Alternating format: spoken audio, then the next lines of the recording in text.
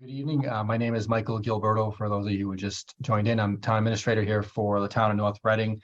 Welcome to tonight's virtual information session. We are conducting this virtual only. There is no in-person component for tonight's meeting, although some of you have seen some of the earlier in-person meetings. I'd like to introduce a few folks here on behalf of the town. Select Board Member Steve O'Leary. Steve, if you're able to unmute, say hello. Yep, hello. Director of Public Works, Joe Parisi, who has been working on this project on behalf of the town for about 18 months or so. Good Joe, evening. you there? I am here. Good evening. Adria Victor from Kleinfelder, who will be going through a portion of the presentation this evening. Hello. And Cecilia Carmona from Kleinfelder as well, who joins us. And Kleinfelder is our, sorry, go ahead, go ahead, Cecilia. Just saying good evening. Go ahead. Kleinfelder is a consultant for the town, working on some of the financial projections. For the moment, what I'm going to ask folks to do is if they could mute themselves and turn off their cameras while we go through a few portions of the presentation. And then when we get to the end, we're going to ask you to have tracked or written down any questions that you might have. And we'll go through the questions one by one. And what we'll do at that time is ask folks to raise their hand and turn on their video so we can see them and go through the questions again one by one with the appropriate person responding. So again, for folks who are just coming in, we are recording this evening at the request of numerous residents who would like to be able to view after the fact. So we will make this available on the town website. We'll ask if folks could mute themselves, turn off their camera while we go through the presentation, but jot down your questions and we will spend time going through and answering your questions along the way. With that, I'm going to turn it over to Select Board Member Steve O'Leary for some opening comments. Steve, go ahead. Thank you very much. It's great to see so many people participating here. It looks like we have over 100 participants, and that's good. You know, the select board is making an attempt here to get out as often as possible and get the information that we have gleaned from the appropriation that you gave us last year in relation to this project out to as many people as possible, so that when we ask you to come to a town meeting and vote at an override ballot, that you can make an informed decision. So again, just a little bit of a background as to, you know, why are we here and why the timing of this is as such as it is. For those of you who are familiar, and probably a lot of you are, a few years back we had to negotiate a deal for getting water from Andover. About 2014, Andover notified us that they no longer wanted to supply us water, and we had to go and search out other avenues. We negotiated a deal with the MWRA to get water from them. And during those negotiations, they offered us the opportunity to get sewerage on Concord Street. As those discussions progressed, Andover had an epiphany and decided, oh my goodness, you know, we're going to lose our biggest customer here, which is right now probably, well, at the time was 25 to 30% of their revenue stream. And we re-entered negotiations with them. We now buy 100% of our water from Andover, and we have a long-term 99-year agreement for them to provide water to the town of North Reading. During those negotiations, we felt it was very important for them to assist us as part of those negotiations. And at some point in time, providing us with an opportunity to get to the Greater Lawrence Sewer Sanitary District up in Lawrence, North Andover line. The MWRA, as I said, offered us an opportunity to just do Concord Street. That if we had to go that route, that's what we were willing to do. But the cost of water was going to be exorbitant, certainly more than what it was with Andover. And again, the only opportunity just to do Concord Street, nothing else, not Route 28 or any other areas of town, didn't seem like the best opportunities that could be presented. So during the discussion and negotiations with Andover, they have a seat on the board of directors at the Greater Lawrence Sanitary District. They also agreed to support and assist in an effort to get us to Greater Lawrence Sanitary District when the town of North Reading decided it was, you know, appropriate. They're following through on their promise to do so, and we're grateful for that. And again, it's the only route that we have to get any meaningful sewerage to the town of North Reading. Now, as far as the timeline goes, Department of Mass Department of Transportation is undertaking a project up on Route 114, just in front of Merrimack College. So in about a year and a half, 2 years from now, they're going to be tearing up that whole section of 114 and upgrading utilities and laying some new lines and things of that nature. There's an economy of scales that if we were to go up that route and participate, we could save up to $2 million by going into the roadway while they have it open.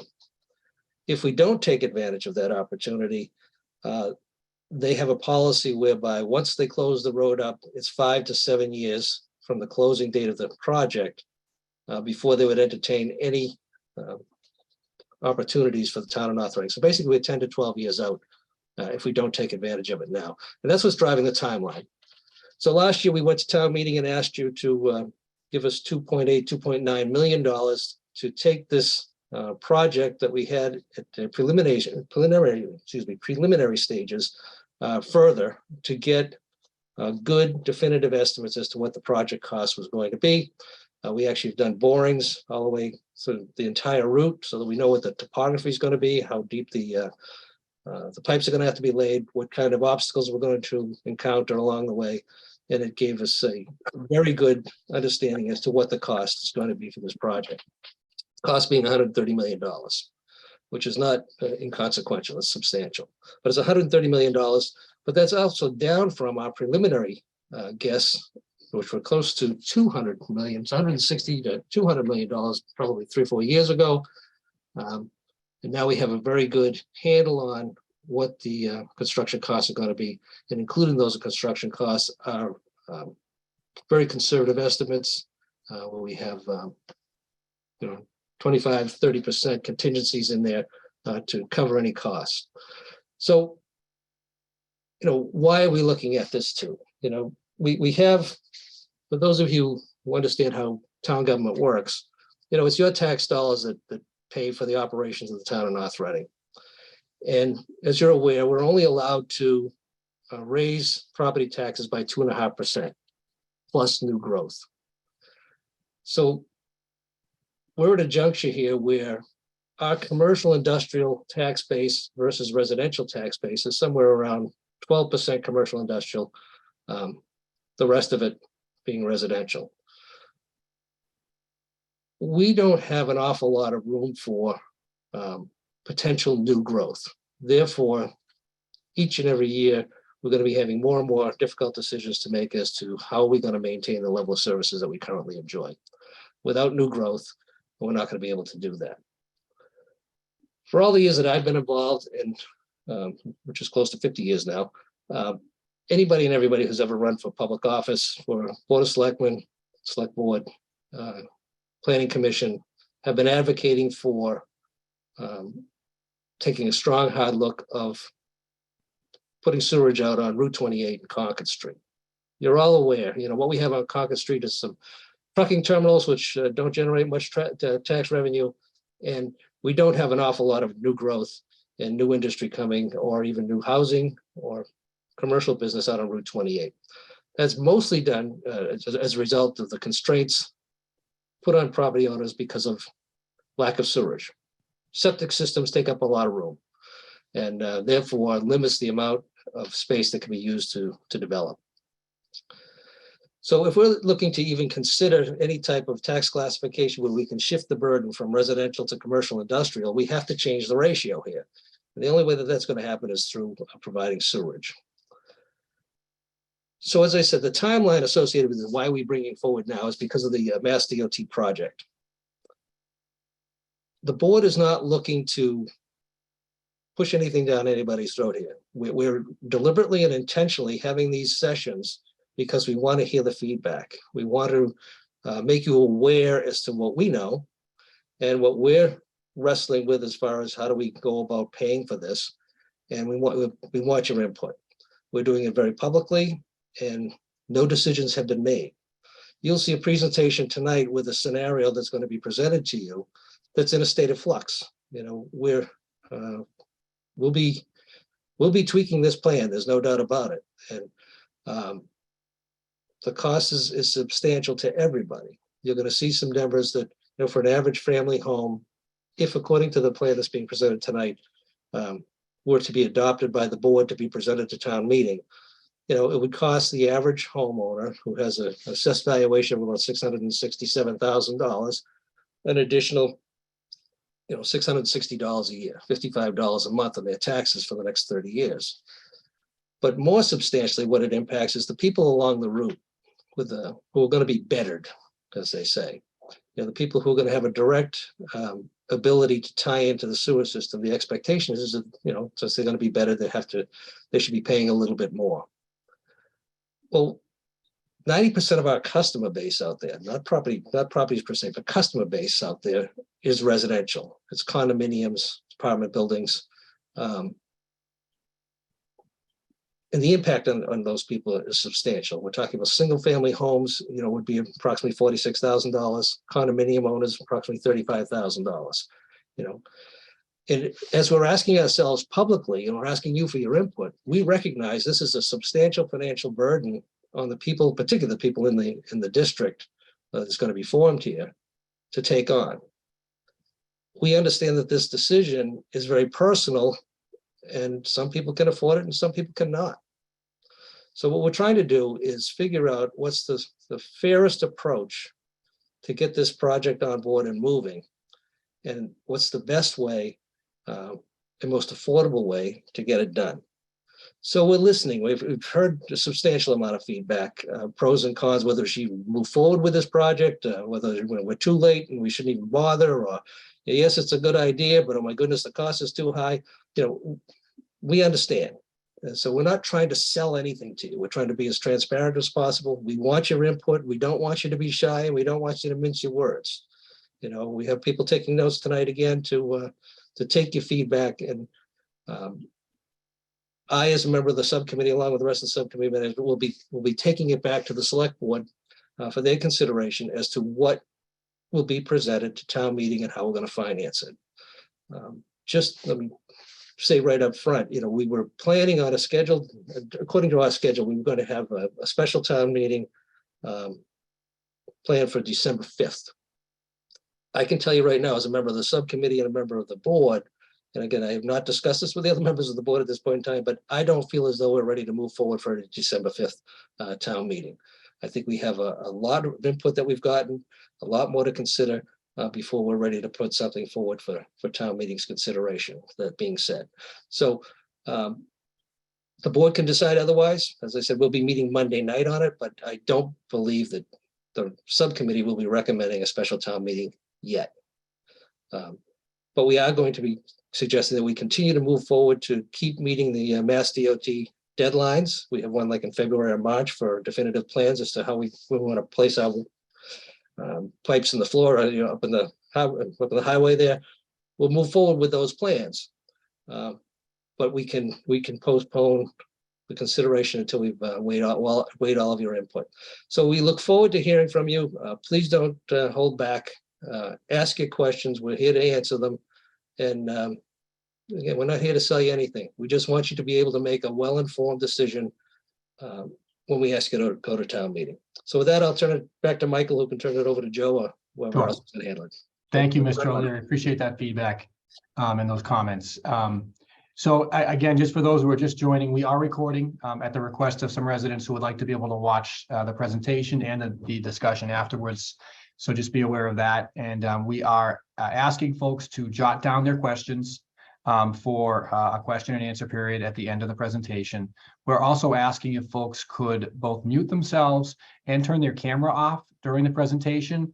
And at the end of the presentation, we will invite for questions, at which point we ask you to turn your camera back on and to raise your hand at that point. It does look like there is one question from somebody.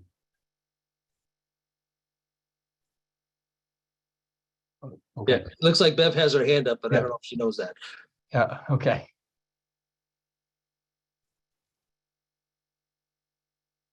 Bev, did you have a question? Okay.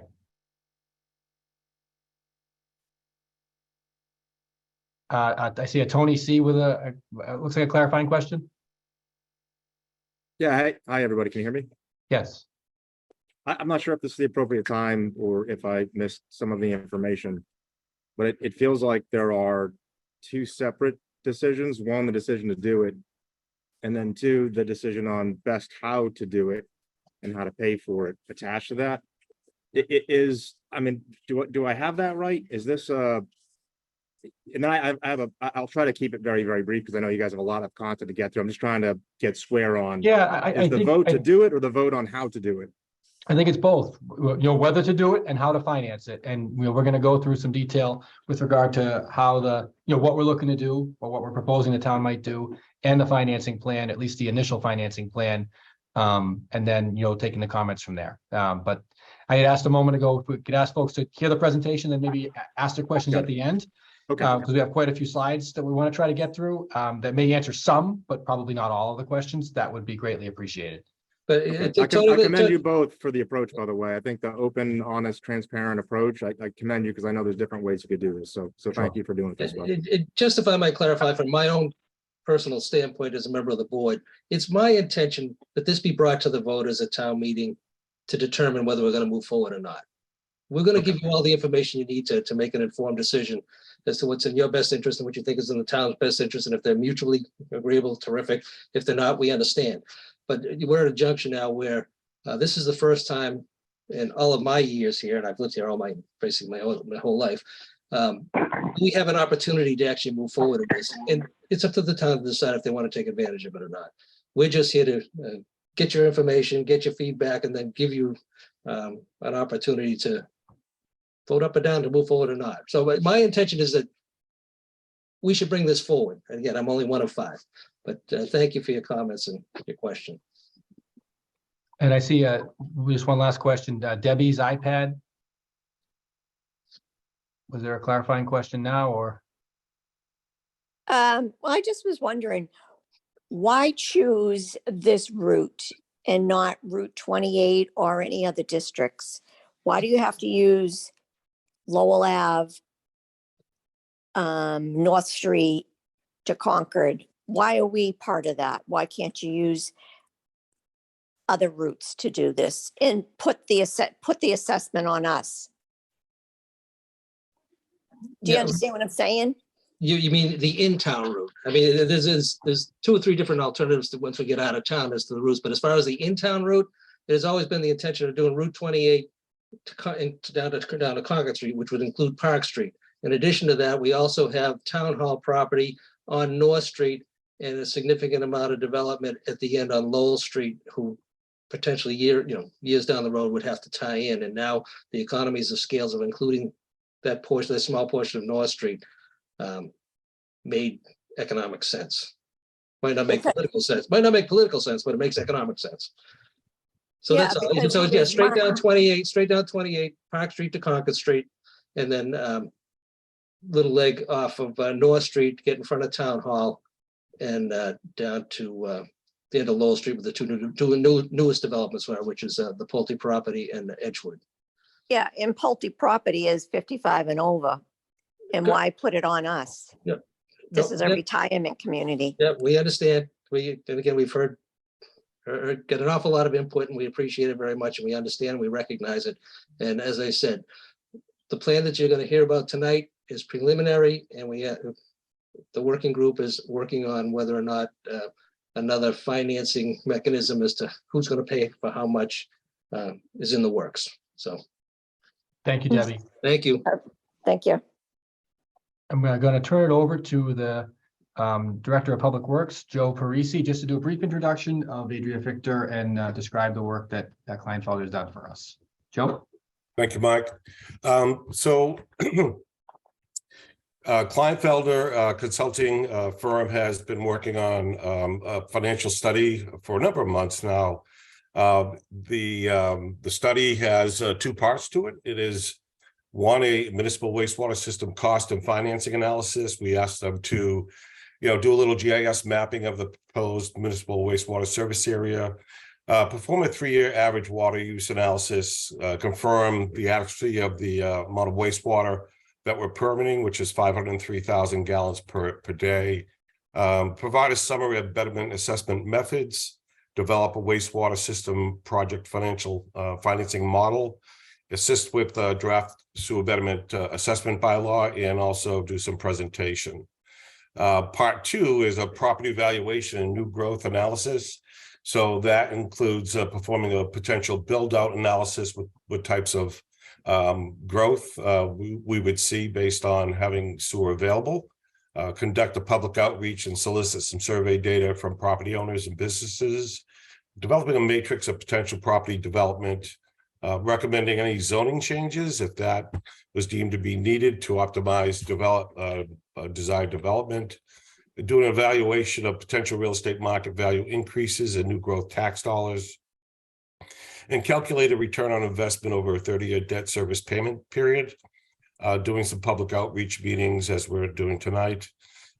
Presenting all of this information to the select board and to the public. So with that, I know we have a lot of information that has been put into a presentation. I'll turn that over to Kleinfelder now to start the presentation. As we go through that, I'm just going to remind folks, if you could jot down your questions as we go through while we're presenting, if you could turn your video off. And then when we get to the end, if you have a question, turn your video on and select to raise your hand.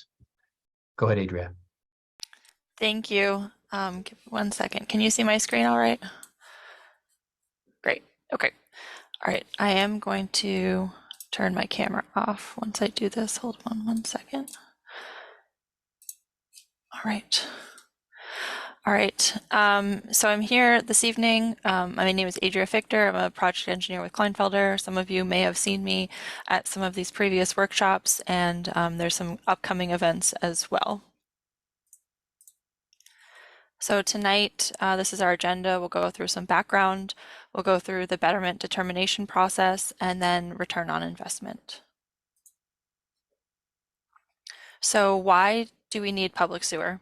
It can promote economic growth. So this is the opportunity for increased services, increased jobs, and increased property values. This is the opportunity for limited guided multifamily housing, specifically on Main Street.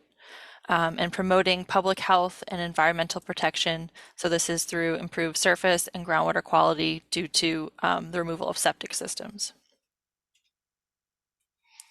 So how will existing residents and businesses benefit?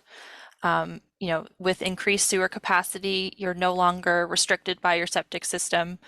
There are no septic backups, odors, or recurring maintenance costs. There will be increased property value for those along the sewer route, new jobs and increased population in the area, and potentially increased commercial business. So what are the benefits to the community as a whole? So there's economic growth within the sewer district. So this is more diverse commercial and industrial business district. There is new growth tax levy to support existing town services and increase job opportunities within the sewer district. So what will it cost you? So the betterment cost, this is for a single family residential home with this current model.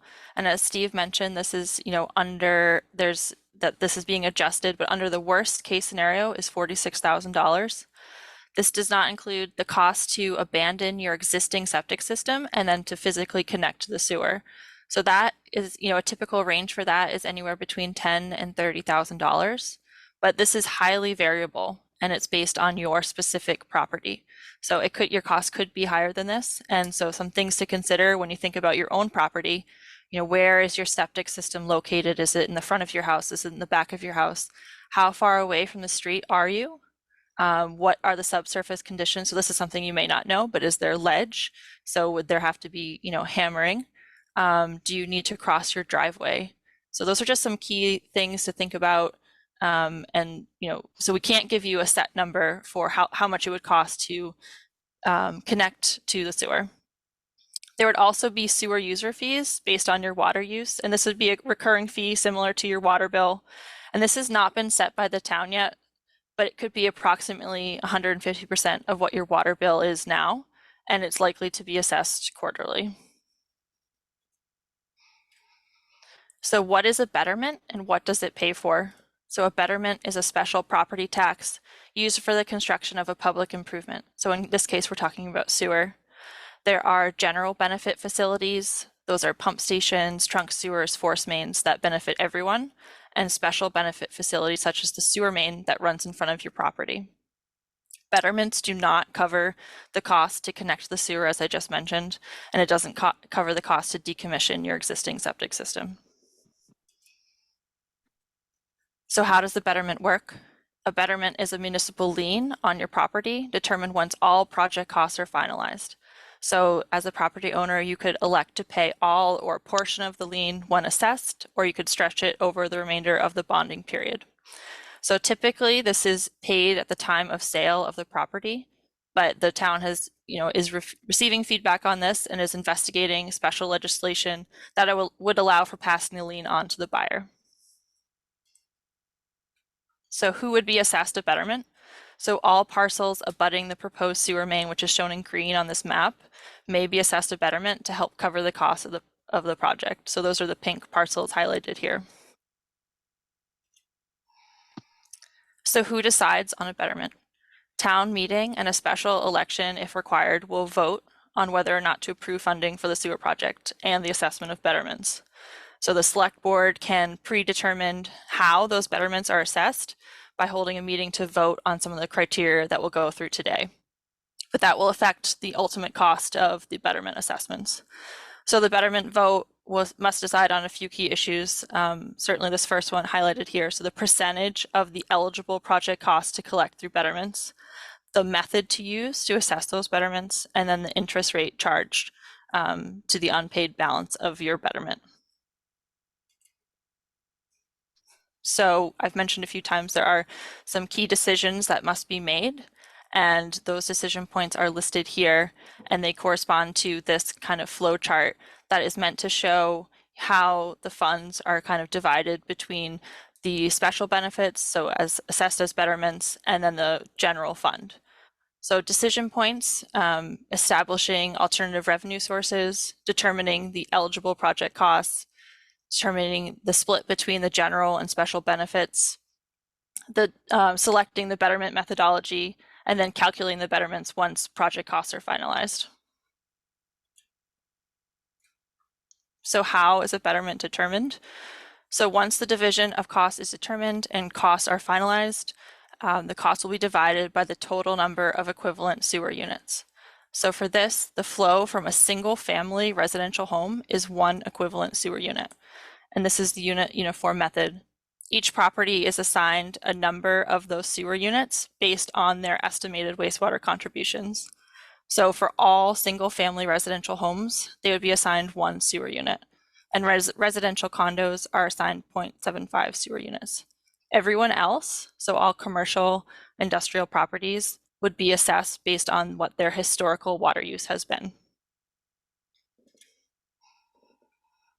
So using the water use method, your number of sewer units is your historical water use divided by the equivalent sewer unit flow. So for an example, a store using 390 gallons per day is assessed 3 sewer units, and that's the 390 gallons per day divided by 130, which is the amount, the average water use for a single family home. So that equals 3 sewer units. Just a note that all sewer units are rounded up to the nearest 0.25. So again, some of the key decision points that the town is considering and needs to make is understanding the project cost allocations, the betterment methodology, what the loan period and interest rate would be, as well as what parcels will be assessed at betterment. So some of the base model assumptions, Steve already mentioned, this base model that we're working off of right now, that 129 million is eligible project costs, and approximately 69 million of that would be assessed as betterments. Other base assumptions are that the water use method would be used, there would be a 30-year loan period, and a 5% interest rate. So this is that same flow chart, but now filled in with some of the project costs as we know them right now. So this is the base model assumptions, and this is only for demonstration. This shows the worst case with no additional funding. So as it stands right now, the total project cost is nearly $132 million, and that is broken up in this flow chart. And based on these percentages right now, and those are subject to change and things that the select board is considering, 60 million would be paid by the general fund and 69 million would be paid through betterments. So this is the breakdown for different property types. So you have single family homes, condos, mixed use, commercial, industrial, and exempt. Single family homes, if they were to pay off, have an immediate payoff and use the water use method, would be $4,000 to $6,000. And again, this is worst case scenario with no additional funding sources and subject to change. For mixed use, commercial, industrial, this is quite a range. So that, again, this is based on what your historic water use is, and those numbers are an average, but aren't meant to be, they're not shown for everybody. So that is the average, but it depends on what your historic water use has been. This is a different way to look at it. This is what your average monthly betterment cost would be over 30 years with the 5% loan rate. And again, this is the worst case scenario. So for a single family home, that's $250 increase for your average monthly betterment cost. So how can the town pay off the remaining debt? So a portion of it would be betterments, the existing property value increase tax levy, the residential new growth tax levy, commercial new growth tax levy, and then those alternative revenues such as grants and land sales. So what is the potential impact on residential taxes? And so this is worst case scenario, no alternative funding with the fiscal year 22 tax rate of $15 per $1,000 valuation. So over 30 years, this is an average increase of 96 cents per $1,000, or approximately $660 increase in annual tax for the average single family home. Joe mentioned there was a second part to our work, and this was done by our colleagues at FXM.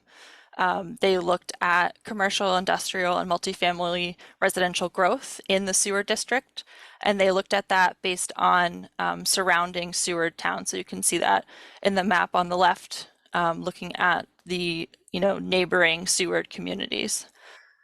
So this their study assumed a constant tax rate, and they concluded that there is sufficient demand within the project area to absorb what the projected commercial increase in square footage potential and the number of housing units projected. This is a summary of their work. On the left, the summary is of commercial and industrial properties. So it looks at the potential increase in value of those existing properties in 2022 dollars. And the total for commercial industrial is $190 million. The potential net new growth for those same sectors includes an increase in property values of $900 million. On the right are findings from the multifamily residential growth. So the potential net new growth over 30 years is 1,300 units, and that equates to property values of nearly $700 million.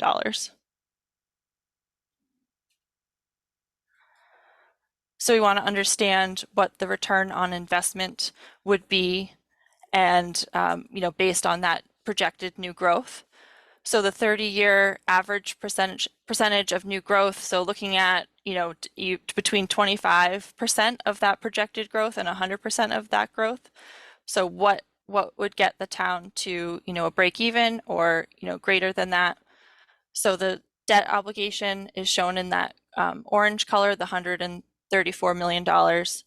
But based on that projected new growth, the break even is nearly 35% residential and 35% commercial to get the return on investment for total sewer related new growth tax revenue.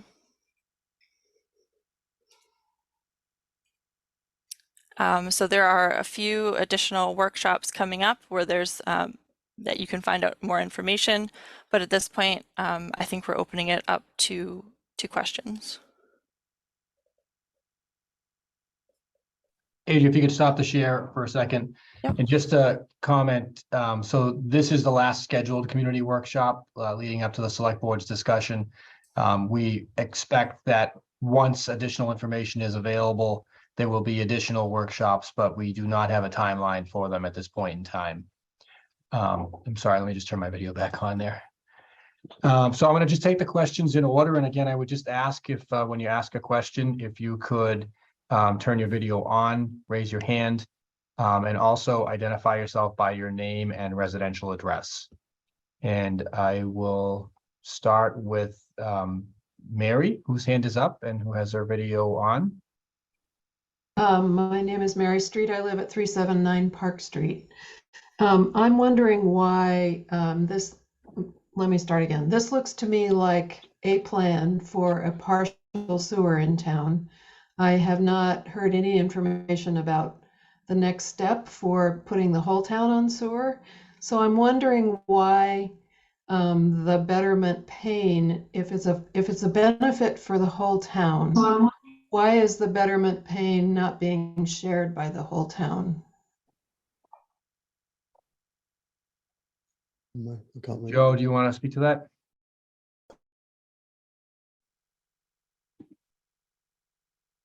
Can't raise my hand.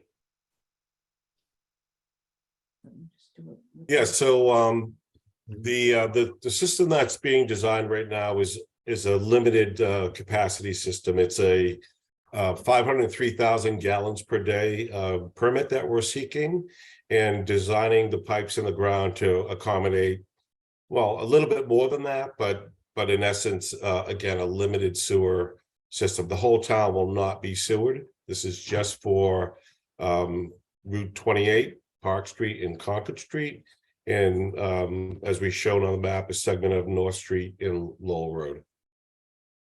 I understand that, but there is no, it's a townwide benefit, correct? It will affect our tax rates, it will increase our property values, blah, blah, blah. Businesses will come here, we'll have more residential on Park Street, on 28. So it's a benefit for the whole town, correct? If it's a benefit for the whole town, why are only the abutters paying for it? So in this model, there is a general fund contribution to the sewer project. Which I also have to pay. Correct. So that is the portion that is the general facilities benefit to the whole town. The benefit to the sewer property is, a typical way of assessing or funding sewer projects through Mass General Law, and the sewer will typically bring value to those properties as well. That's the whole basis for being able to assess a betterment. It brings more value to the particular properties that front the sewer. But the betterment cost is only one of the costs. There's the hookup cost, there's the monthly cost, and my increased taxes, which, as far as I can tell, probably adds up to around $100,000. And I don't understand. Again, this is a benefit for the whole town. The whole town's going to have a better Main Street. Things are going to improve in town, and yet only the abutters are going to pay to get that betterment to Main Street. Mary, this is Steve O'Leary. That it's not just the abutters that are going to be paying. I mean, right now it looks like a 50-50 split, just about, as far as what you saw tonight, as far as the proposal goes. And again, that's up for discussion as far as, how are we going to finance it?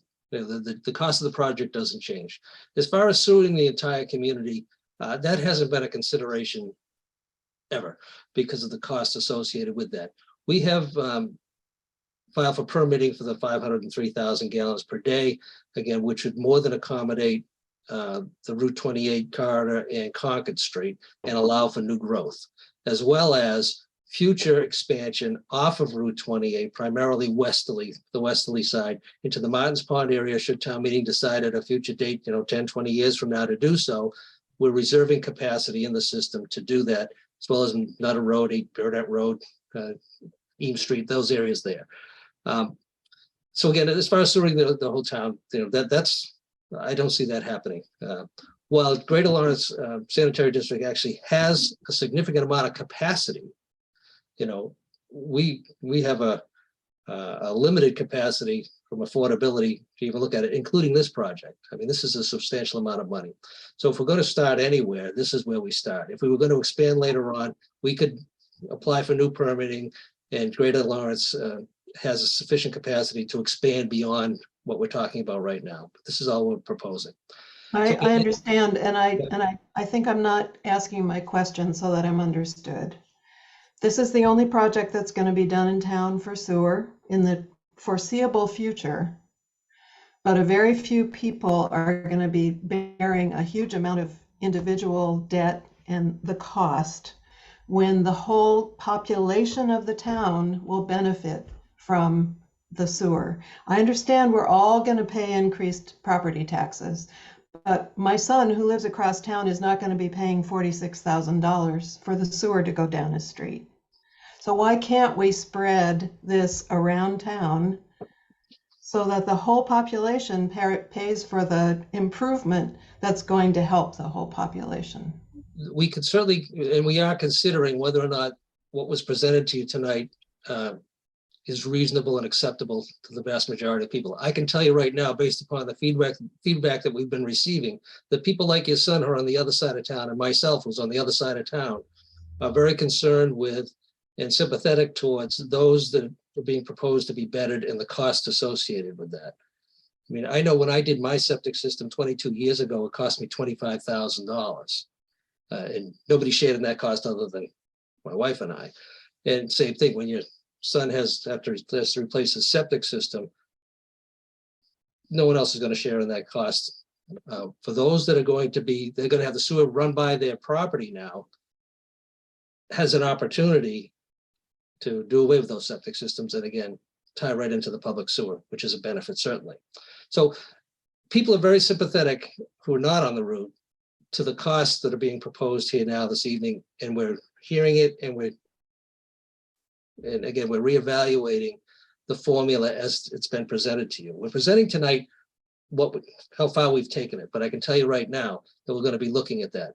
Is it reasonable for $46,000 for a single family home, or even yet $35,000 for a condominium at Park Colony, whose assessed valuation is maybe $250,000. We're talking about, stripping their equity of 17 to 20% of their equity through this. Does that make sense? And to me personally, it certainly needs to be looked at, and we need to come up with a different formula that works. So we've heard this, we do hear it, and we're certainly considering what can be done, and from the most fair standpoint, so that the community as a whole does benefit from this, but people along the route benefit even more. And again, so we're aware of it, very much aware, very sensitive to it. Thank you. Thank you, Mary. Thank you for the question. I want to go to Joan C. Arena with a hand up and the camera on. If you could just identify yourself with your name and your residential address, please. Yes, it's Joan Arena, 200 Martin's Landing, right here in North Reading. I'm here with my son, John. If you don't mind, I'm going to ask a few questions on behalf of my mom. It seems to me that this project is wired to fail. The beneficiaries and those that are funding the project are in two different groups. As Mary said earlier, those that have a betterment will also have the privilege of paying higher taxes, which is a double penalty. That's a non-starter. Why wouldn't you do this towards debt entirely and run it over 5 or 6 years, or entirely through a levy, which is then proportional to the value of the properties? It seems like picking winners and losers is just a non-starter as a conversation point. I think secondly, you may want to ask yourself whether you want to live in the community when this is done. From other communities in the town that have introduced new high-density housing, it's not been all bed of roses. It brings with it a whole other set of problems. The real winners here are the purchasers of new property on 28 who will now have a sewer, and the value of those commercial properties will be substantially higher. With the cost of a new sewer being 25K, I don't see how paying 46K in year one is necessarily a benefit. Just replace it for 25K when it fails. But my real question is, why in the world would you fund it this way when there are ways to do it that are proportional to property value, that peanut butter that cost across the entire town proportionally?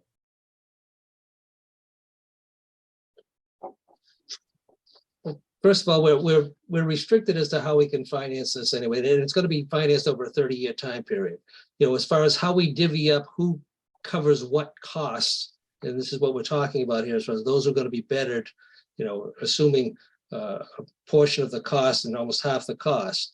Again, we would provide financing of that at 5%, at the proposal 5% over a 30-year time period, or you can pay it off up front, or you can pay it off when you sell your property. And we're even considering special legislation to allow for the betterment to be passed on to the next homeowner.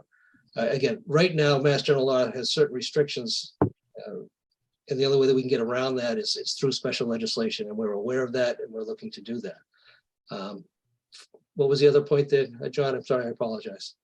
I think the second thing is you're actually double penalizing those that would pay the betterment under the scheme, because they then get the privilege of paying the higher taxes after paying the betterment, which is Mary's point.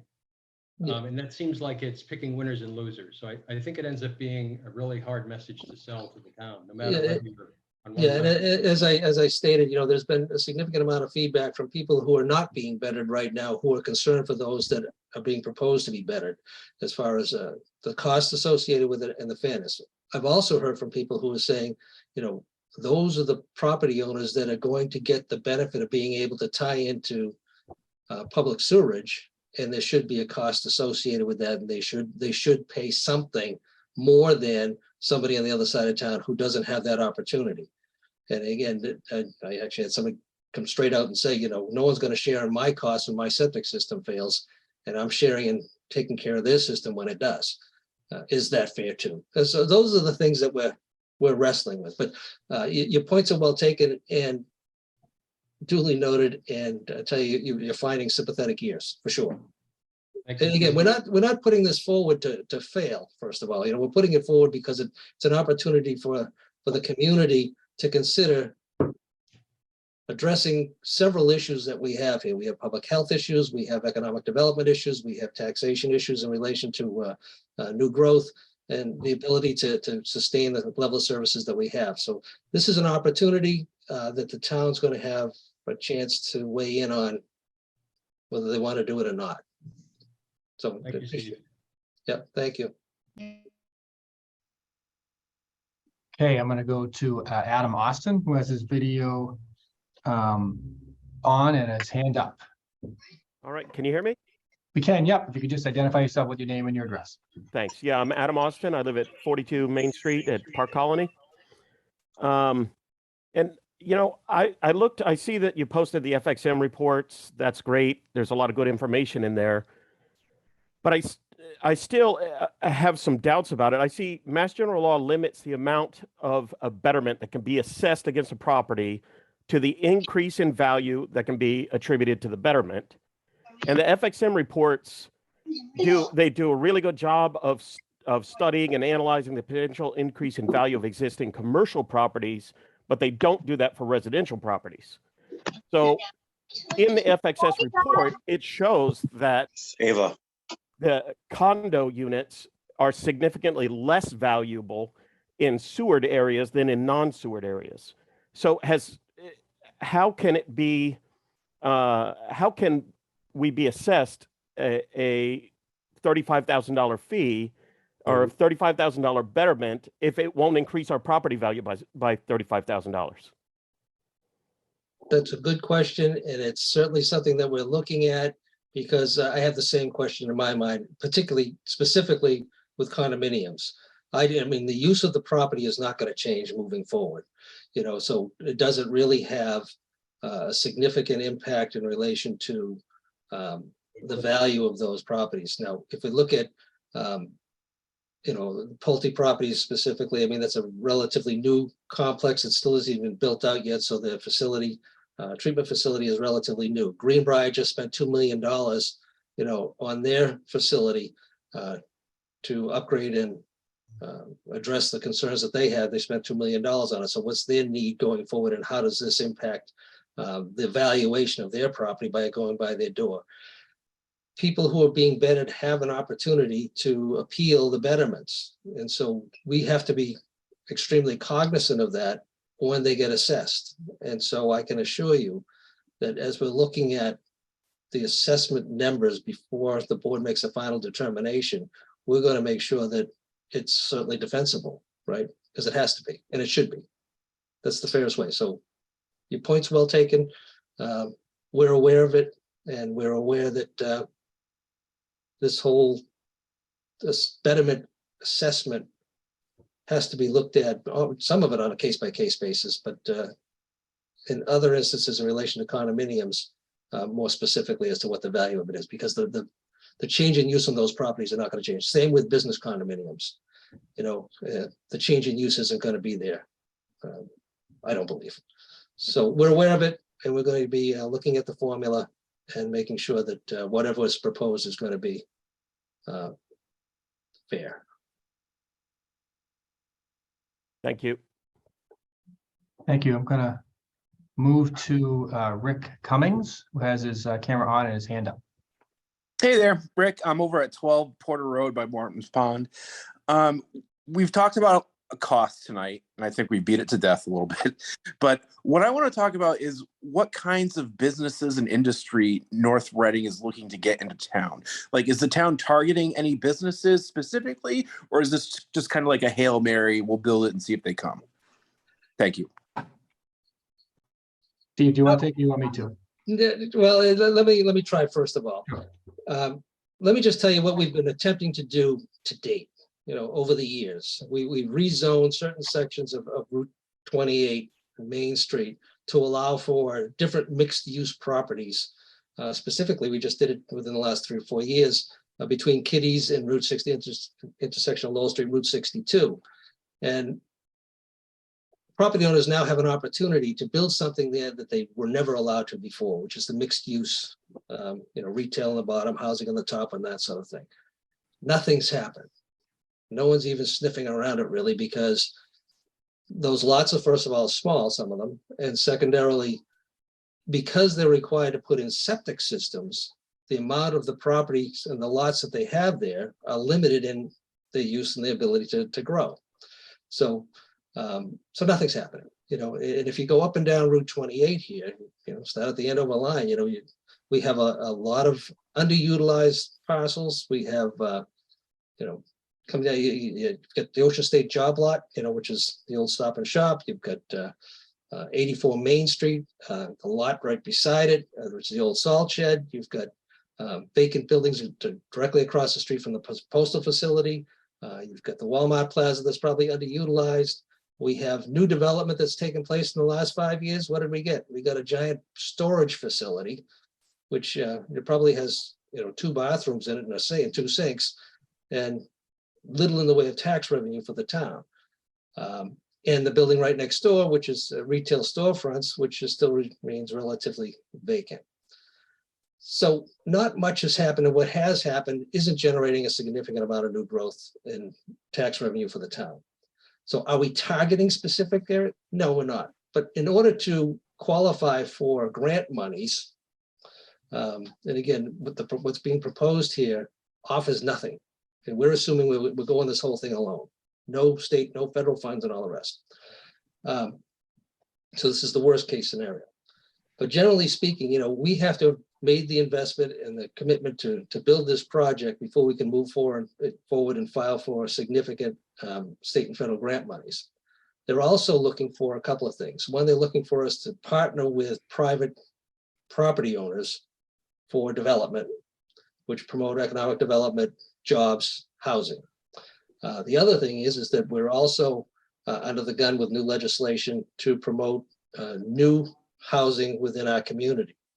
We're part of an MBTA community. We're considered, even though they don't even drive through the town and don't pick anybody up here, but we're part of the network of an MBTA community. And to qualify for MassWorks grants and some of these other bigger programs, we have to rezone and provide housing opportunities for people to develop. We can rezone all we want, but the development's not going to take place to the significant level that needs to be happening to meet the regional needs and even our own community needs because we don't have sewerage. Again, these lots are small, and even the larger ones, such a large area would have to be reserved for sewerage treatment that it doesn't make it economically feasible. So, we're not out beating the door down and, what kind do we want? This is going to take rezoning efforts on the part of the Planning Commission, making suggestions to town meeting, but town meeting is ultimately going to decide how they want to see Route 28 and Concord Street developed. The Planning Commission, the Select Board will be making proposals over the next few years to help develop this. But town meeting actually has the ultimate decision. It's not the Select Board, it's not the Planning Commission, it's town meeting. You decide how you're going to rezone, how much housing you want, how much development you want, how much commercial and industrial you want, and what your tolerance level is. But again, right now, little or nothing is happening. So if everybody's satisfied with that, okay, we're all right, that's okay. But if we're going to provide ourselves and future generations to determine whether or not they want to do something else and attract more tax dollars, this is the only way to do it. I don't know any other solution. So this is why we're presenting it to people. We just want you to be well aware. But good questions, and we're not out there looking for anybody specifically. However, we have had, just because of these discussions, we've had like 3 or 4 people who are property owners here saying, oh, maybe we'll consider partnering with you. What can we do? And we'll have those conversations because that will help unlock the purse strings from the state and federal government if we can partner with people. If it requires rezoning, we'll come to town meeting and ask for permission to do it. So, but good question as far as, are we out there? Build it, we will come. They will come maybe, but it still needs to be done. It still needs to be done. Otherwise, we're limiting our opportunities for growth going forward. Great. Thanks, Rick. Great, thank you. Appreciate the question.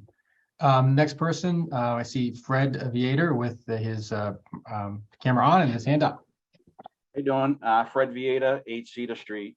I have a few questions. One is earlier at the beginning of the meeting, Steve mentioned about the override of 2.5. Is that just for this project? Yes, in other words, this would be a debt exclusion for a specific project. And again, we have the bonding capacity, we meaning the town, we have the capacity to borrow this amount of money. What we don't have is the cash flow because of the constraints of Proposition 2.5 to fund this entire project through the regular tax revenue without an override, without impacting services that we currently provide. We'd have to make cutbacks in the budget to the tune of whatever the debt service is on this in order to fit it in. So we would go for a debt exclusion vote specific to this project. Okay. And do we already have, are you already thinking of a new commercial tax rate? What we've seen, and what we've done every year, the Select Board, right about this month in November, we have a tax classification hearing where we can determine whether or not we want to have a split tax rate. Reading has a split tax rate, Wilmington has a split tax rate, Tewksbury has a split tax rate, Andover has a split tax rate where they shift the burden more to the commercial industrial.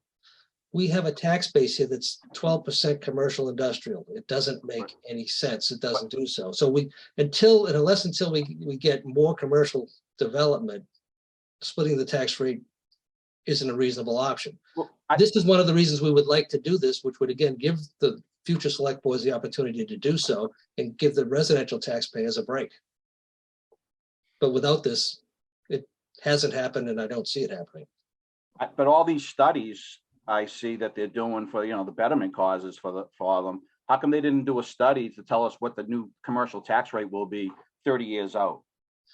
We didn't, the assumptions that we have with the FXM study, are all based upon steady tax rate.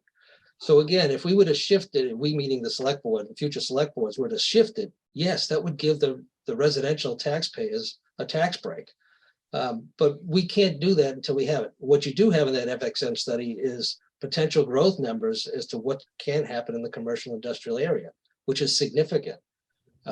If town meeting wants to redo the zoning and allow it to happen, it is significant, and significant to the point where the future select boards could consider tax classification and splitting it.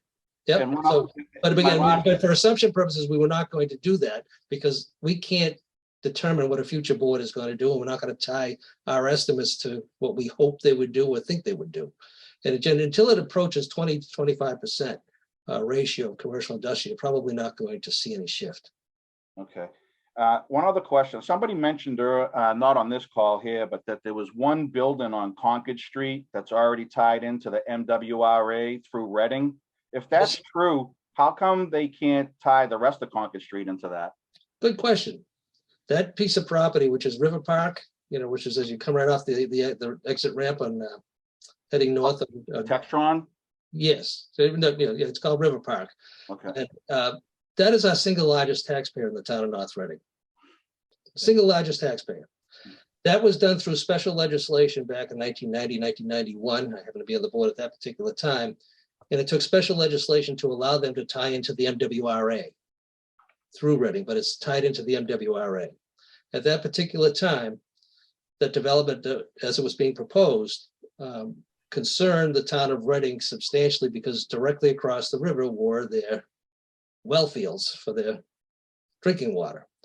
And if you recall, because I think you've been around a while here, Fred, we had our Stickney well contaminated, which is up in that same area there, as well as a hazardous waste spill in the river right there, as well as there's a piece of property on Concord Street, which is contaminated, and the plume has gone across over the river into what was then the Reading well fields. So we were able to put a significant amount of legislative effort, even throughout congressional legislation, to the state legislation to get them to allow us a one-time deal to allow this development to tie in order to protect water supply of other communities. And that's the only reason it allowed. And it was a one-shot deal, very clearly stated that was all that was going to happen, because at that particular time, the MWA had just come off of the federal receivership in relation to the cleanup of Boston Harbor, and they weren't allowing any expansion into. So that was quite a monumental feat on our part at the time, and again has resulted in our single largest taxpayer in the town of North Reading being right there. So that's the potential as to what can happen out on Concord Street. We see that right there, and that's one of the reasons we want to point to that. And I appreciate you asking the question, but that's the only reason that took place. 1990, 1991. Okay. Yeah. Thank you. Have a great night. Thank you. Good question. Thank you.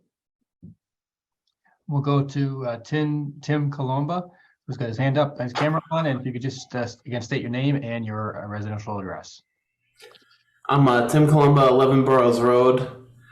Steve, great job with the presentation. I think you're clarifying at least the reasoning, the rationale behind why you're doing it, which I appreciate. What I'm trying to understand is like, what's the problem we're trying to solve here? Like, I understand we want more tax revenue, but what's sort of like the opportunity cost if we don't do it? You know what I mean? Where are we if we don't do it? And like, if we keep the status quo, you mentioned stuff about, services and, so I'm just trying to understand kind of like, Yep, good question. Yeah. Yep, no, again, we've been struggling along here, between Boston and New Hampshire, the only community along Route 28 that doesn't have sewerage is North Reading. We're always on the cusp of things here, they're over in Essex County, they're in Middlesex County, they're tied in, they're touching another MWRA community, and we're always right in with a donut hole for a whole bunch of things. But what you see is what we have and what we've got, right, as far as Route 28. And we have not been able to generate a significant amount of interest and accommodation to allow for significant economic development and growth. We have small lots out there, and the bigger lots, again, have right across the street from Burroughs Road, that whole middle of the parking area is septic system. and they put a Starbucks in there. It used to be the old McWong's on the other side, and a few other things in the middle of the parking lot. But other than that, it's all, and they've had to tear one of the buildings down over the years to accommodate the septic needs just for the old Atlantic Plaza, which is where Stop and Shop is now. And again, what new development have we seen in Route 28 in the last 10 years? Nothing of any substantial tax revenue value for the town of North Reading, from job creation to economic development to even retail opportunities for people to shop and stay locally, right? So not doing anything leaves us with status quo. Status quo from an economic standpoint for the town, as I said, we're constrained by Proposition 2.5 as to how much money we can raise each year. So we can raise your taxes 2.5% plus new growth. So the last few years, and for those people who are tuning in from Pulte, over 55 community, and it's going to be 500 units that are all going to be assessed. And again, pretty much to put any kids in the school system.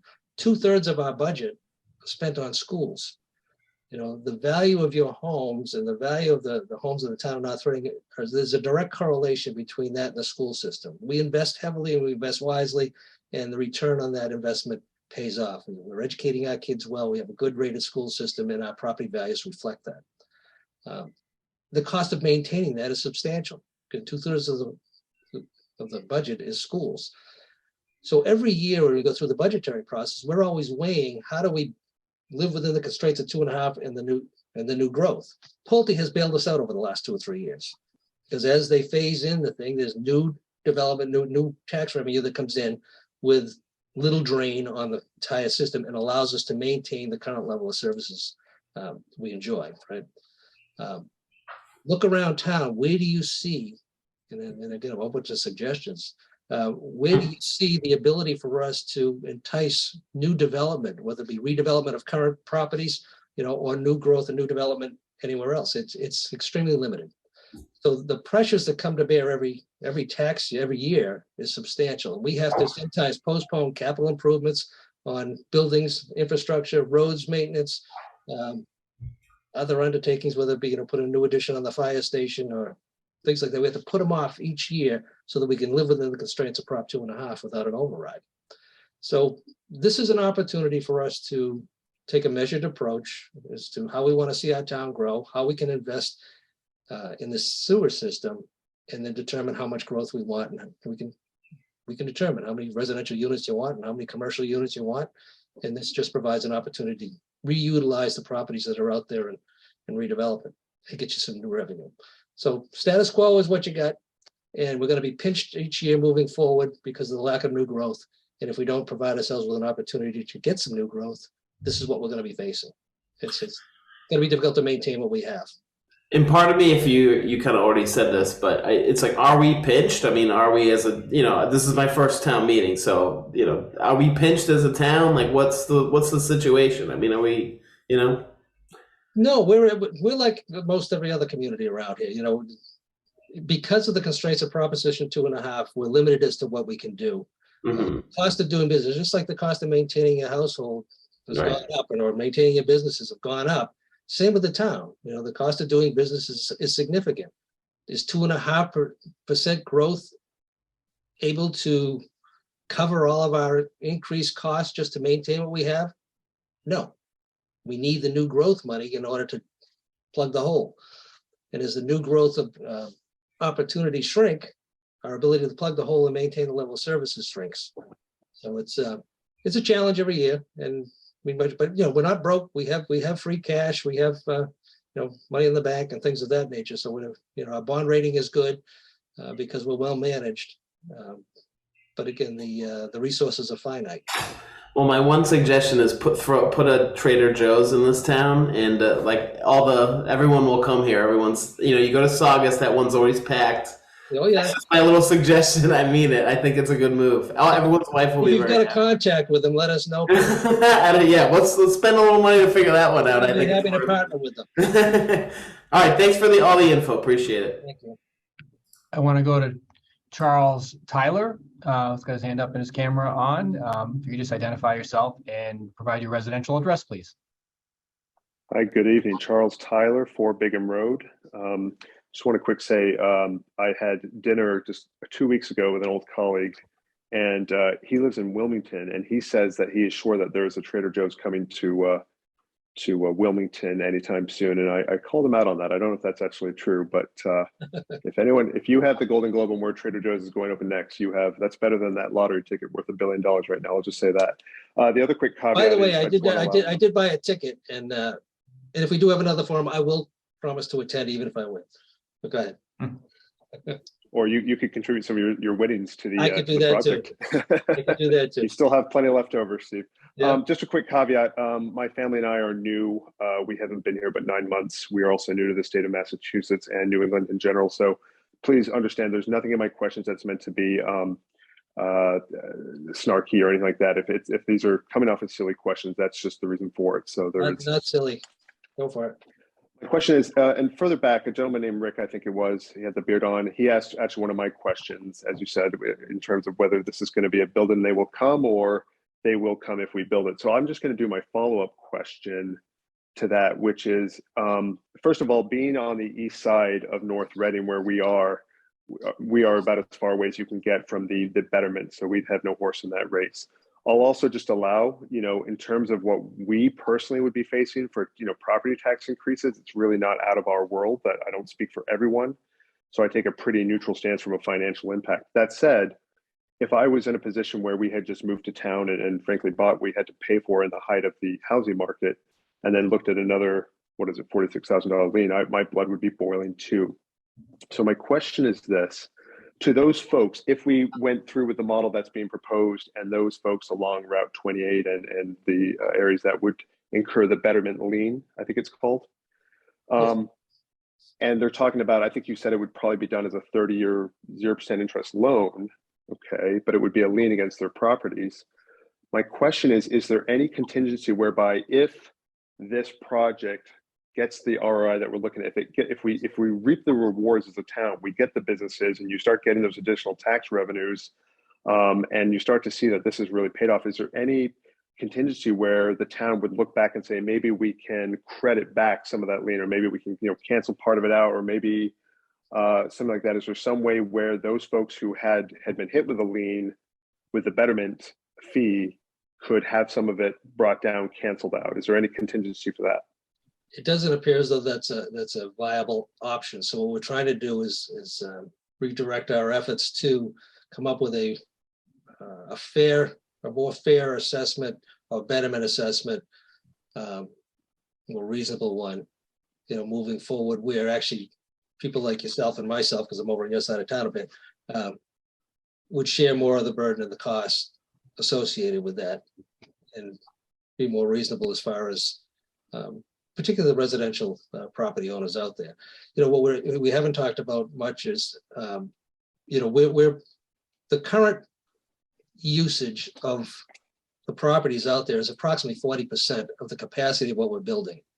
So we're looking for additional capacity to grow into, right? And with that new growth, there'd be privilege fees for new people who are redeveloping a different parcel. If they're buying a single family home, or they're buying something now that's say the storage facility, and they're going to put in 120 units of housing. Obviously, they should be paying more of a privilege fee than the current use of the storage facility, right? So we're trying to weigh all this in relation to the current people that are being bettered, the properties that are actually potentially could be bettered moving forward, which I don't believe the condos would be or could be. And then, how do we measure this and weigh it appropriately? And at the same time, considering the benefit that you and I are going to have by the growth out on Route 28 with more assessed valued properties sharing in the cost of maintaining our community and running the town. So it's a fine balancing act, and we're not there yet, which is why I don't believe we're ready to move forward with this. And just from my understanding, just looking at the Kleinfelder presentation, am I to understand that of the townships that surround us, everyone with the exception of Linfield and Middleton are sewered? Correct. Or at least some portion of their community. In other words, all of Andover is not sewered. All of North Andover is not sewered. I don't know about Tewksbury. Tewksbury is, but Reading for the most part is, I think. But yes, so yeah, Middleton does not have it, and Linfield does not. And then the last thing is at the top of your when we opened the meeting over an hour ago, Steve, at the top of it, you mentioned that the reason why this is an opportunity right now is the project that's going to go up on Merrimack College. Economies of scale. We could tie in this now, and I think you said we could potentially save about $2 million in capital expenditure while the road is opened. Whereas if we don't, we have to. In addition to that, and then there's also the 5 to 7 year window. Once they close that road up, that we won't be able to go up there, even if we wanted to move forward. If we're going to correct. So even after that 5 or 7 years, you can bet that the capex is going to be considerably higher, all things taken into consideration. My question is, are Linfield and I'm probably not Linfield, but is Middleton? I'm just thinking geographically where they're located. Are they at all have any interest in this, or is this not geographically feasible for them to also join in on this? Middleton directly abuts Danvers, and Danvers is tied into the South Essex Sewerage District. They would have to travel entirely up 114 through North Andover to even connect Main Street, North Main Street in Middleton.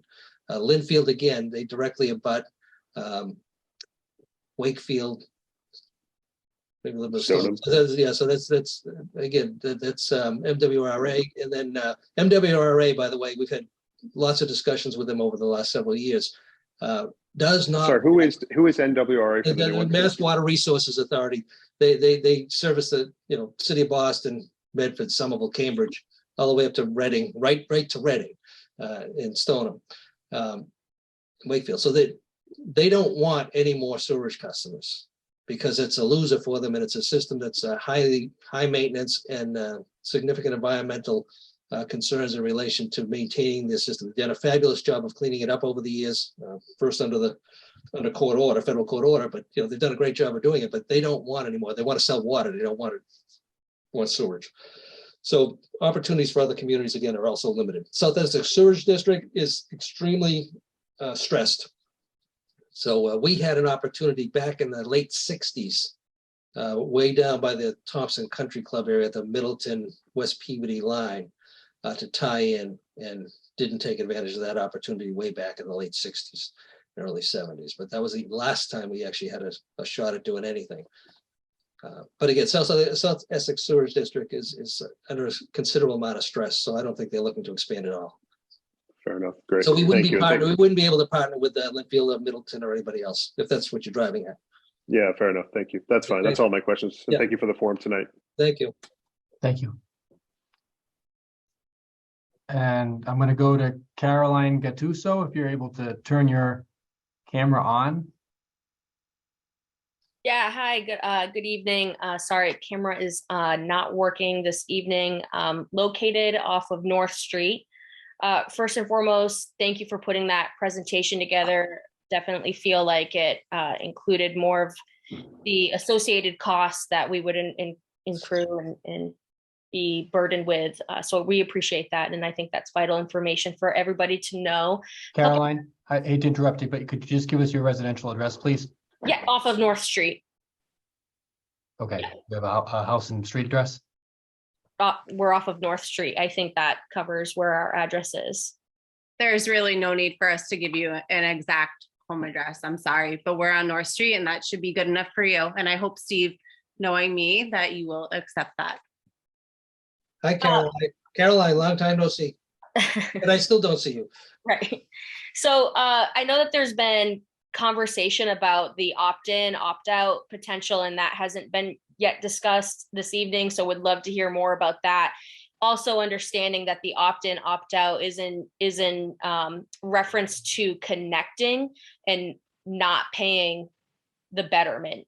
We understand that the betterment would be assessed regardless of whether you opt in or opt out, but just curious where you guys might be at as far as that's concerned.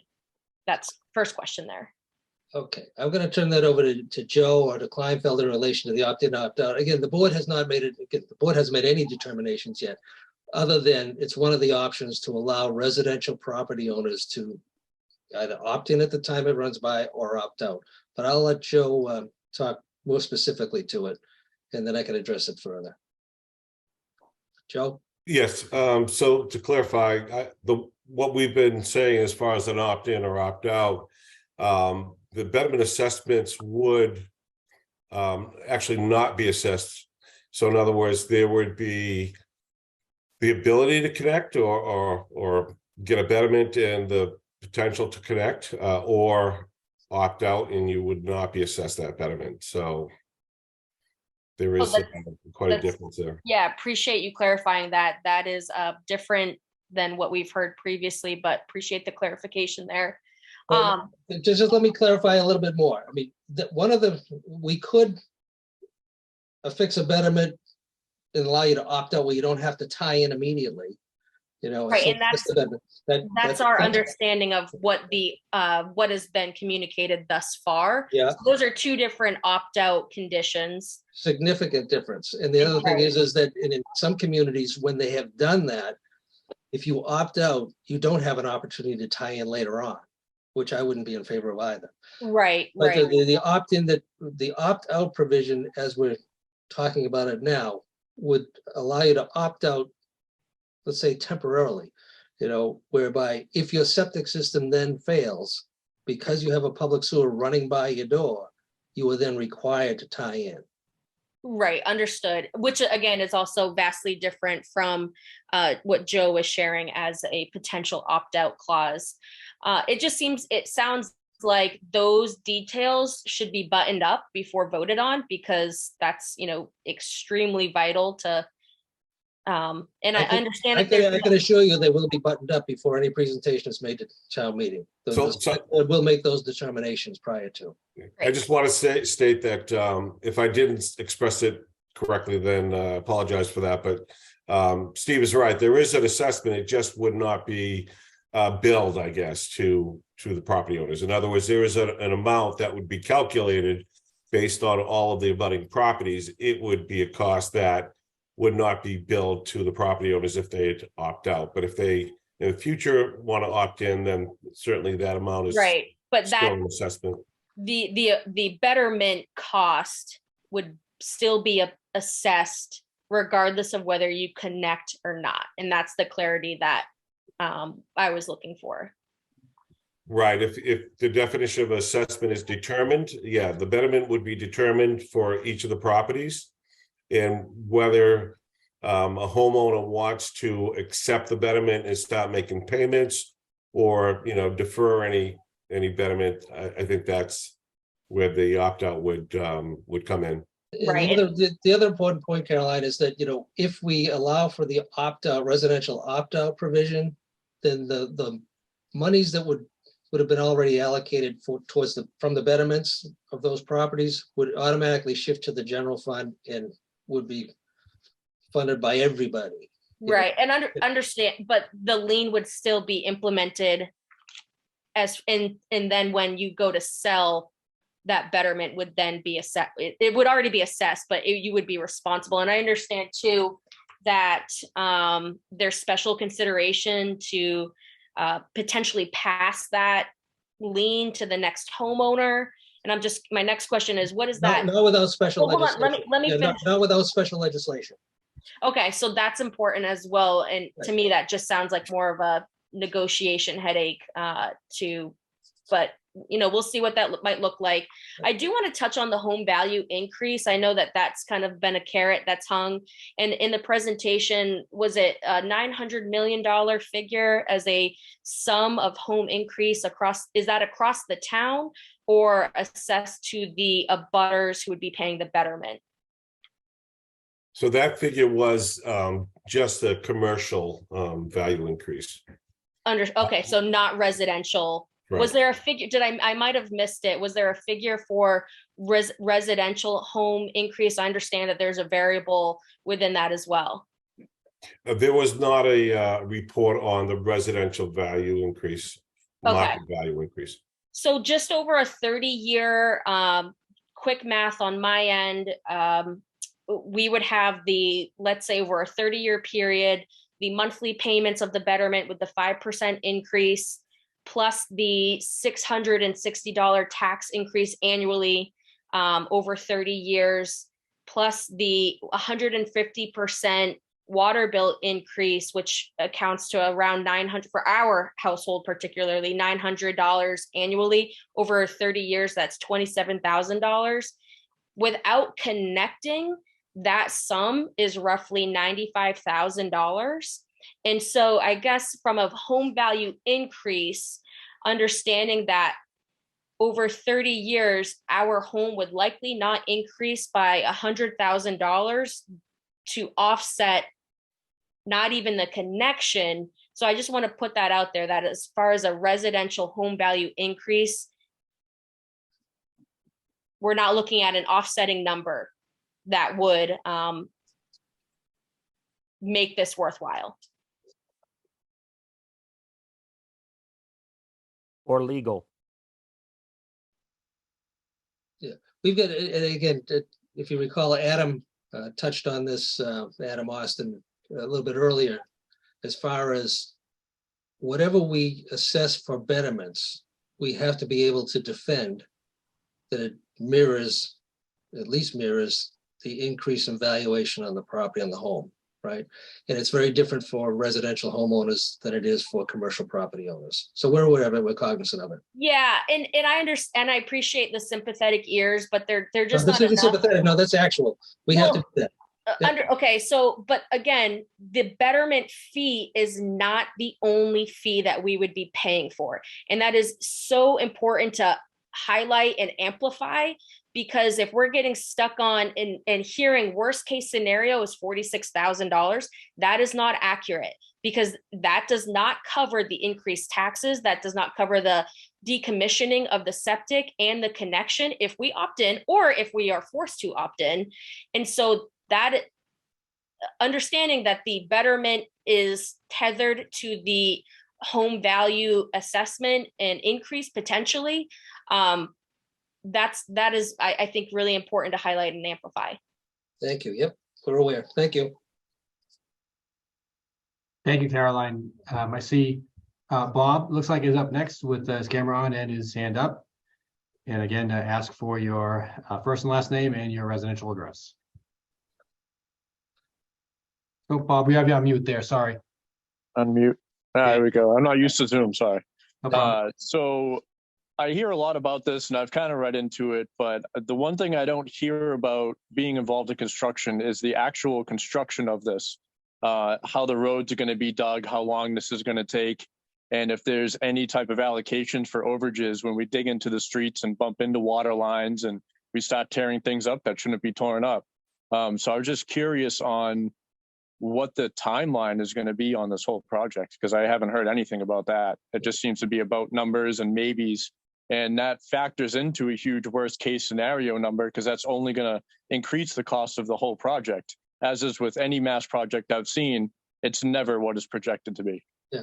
Bob, what's your last name, Bob? What's your last name and address? Deering, 31 Freedom Drive. Okay. 3-year project. And again, that's all the way up to Lawrence, all the way down, 3-year project. We know what's in the road as far as local roads and Route 28 here in North Reading. We have done borings as far as where the location of the pipes are going to be, so that we know what the topography is, how deep they have to go. This is what the town meeting gave us, almost $2.9 million last year to get us to the point where we can communicate to you what the actual costs and protection costs are going to be within a certain reason. And again, we've put in here contingencies of 25 to 30%. Okay. Within the budget. But again, we've done the boring, so we know what we're going to hit as far as ledge and old concrete highways and everything else that goes along with it. And we also know what's already as far as utilities in the roadways here on 28 Park Street, North Street. So we're well aware of that sort of stuff. And as far as, is it going to be disruption? Yeah, absolutely. Is the disruption going to be, if you get maybe Mike Stein or Matt Corbin can, who are our consultants, can tell you exactly what the timeline for the Route 28 North Reading project timeline is. Matt or Mike? Hi, this is, let me do video. Hi, this is Matt Corbin from Wright Pierce. So the plan is you'd have a 3-year construction starting in the spring or summer of 2024, completing in end of 2026, maybe early 2027. We'd probably have concurrent projects so that work within the town of North Reading along the project area, Concord Park, North, Main Street, Lowell, would be going on throughout that whole period of 3 years, and have other contract doing the Route 125 and 114 work so that it can all be done in this similar period. If not, it would take much more than 3 years to construct everything. As most projects, you have to have usually one lane of traffic open, so people will always be able to pass the construction. You always have to be able to let people get in and out of their driveways, or let them be able to get out their cars beforehand. There's always going to be trash, is always going to be able to be picked up. So typical things you've seen, you've gone through some water projects just on North Street and Route 28 in the last 2 or 3 years. So it'd be very similar to that in terms of typical construction work and potential delays of traffic. And the project plan would also have to be approved with Mass DOT, because 28 is Main Street is a state highway. And there's certain restrictions that they have in relation to how much you can restrict during certain periods of time and how much flow has to be allowed to go through. But that's all been taken into consideration, right down to the police details. So with that too, I mean, how is this going to affect all of the local business? The very thing you're trying to bring in is going to affect the very thing that exists. So, I mean, that's going to be some type of economic downturn with all the road construction, because let's be realistic, not as many people are going to want to go out on 28 to participate with these businesses, even though we will support them because they are local. But I'm just afraid that I see open retail here already and they're not filled. So I just don't really understand how bringing in more is really going to solve the problem when we can't even fill in what we have. And part of that is, you know, I want to be a part of that. The storage facility specifically, I actually rent from there. It's great. But, you know, if I plan on opening up and all of a sudden the sewer goes, that could be detrimental to my business and potentially shut me down at the same time. So how do you anticipate building around that? So this is Matt Corbin again from Wright Pierce. As of, I believe, the water project that was just completed, Mass DOT, just like when we did the borings, only allow work between the hours of 9 a.m. to 3 p.m. Typically, most contractors want to get 8 hours in, which is like 7 to 4 or something. So there's a period of 6 hours that's going to be disturbed on Route 28. The other streets could be more like 8 hours. So anything after the rush hour wouldn't be impacted either way. In this, like I said, they'll be able to get through. It might take a little longer to get past the construction, but it's should not be significantly detrimental to any properties or businesses. And again, it's going to be phased in, and you're not going to tear up 20 or 3 miles of Route 28 all at once. You know, it's going to be done in phases. So different sections will be tied up for incrementally different periods of time, then reopened. So it's not like we're going to shut down 28 for 3 years. It's not going to happen. We're aware of it. We're cognizant of it. And again, Mass DOT has an awful lot to say in relation to that too. And again, they're very sensitive and influenced by business community across the state, not just in North Reading. Right. I think that's all I had. Thank you. Thank you, Bob. Thank you, Bob. I see. Excuse me, a quick question. How do you raise your hand? You click on the screen at the bottom if you have the options, and you can click reactions. But sir, we'll take you for speaking up. Is it Larry? Yes, I have a few questions. Just your first and last name. And Lawrence, Lawrence Susi, 4 Alston Road. Great. So I just have a few questions. Sure. This has been discussed before. I just want to, make the point as well. I mean, for residential, you're talking about a betterment. I actually think it's a detriment. I just paid $330 to have my biannual septic system pumped. I have very good soils. My septic system's in great shape. I don't anticipate ever having to replace it. So $330 every 2 years. If I did have to replace it, it would be at the most 30,000. Okay, so now we're talking about $46,000 betterment plus $30,000 for hookup, not to mention the annual fees and the operational for this. So, you know, easily like, well, 30,000 and 46 is 76,000. That's double what it would cost under the worst case scenario that my septic system fails. So you slap that on me like that, and you know my property value, you've devalued my property. It's going to make it harder to sell. So let's just be careful when we call that a betterment. It's actually a detriment if you're a residential homeowner. It's not just the condos that is the detriment for. It's I would think any residential home, and if you gave them the option of hooking up or not hooking up, I think virtually everybody would say, no, thank you. Okay, so the next thing I just wanted to mention was the phase 2. Now, as you know, the town bylaw used to require a majority of residents on a particular street. They had to agree before they could put the sewer in. That protection was removed at the last town meeting. So in a few years, the town may decide to increase revenue by building phase 2. And this is what happens when you put a sewer system in. I mean, I've been a sewer engineer for over 30 years. I've worked on sewer systems all over the world, major cities. And once you have a sewer system, the pressure is to hook up to it because it spreads the cost around. In Saugus, you know, they're blowing away every piece of land that exists to hook up or increase revenue. So that's what happens. And by the way, when you have a sewer system, it all works great most of the time, and hopefully it always works. But things happen, and you know, and for example, an ice storm, a hurricane, you name it, there could be just a fire, and the pump station fails, or there's some other failure. You can think of any number of scenarios, and the sewerage keeps on coming.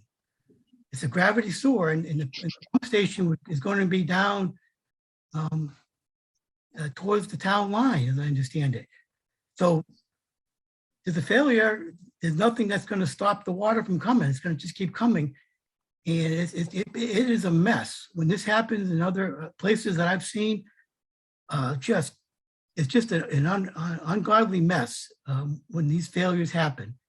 And to build in redundancy and protection drastically increases the cost. And I'd be interested to find out if your cost, you know, how much redundancy and safety measures are built into the cost estimate that you provided. My guess is this bare bones cost estimate.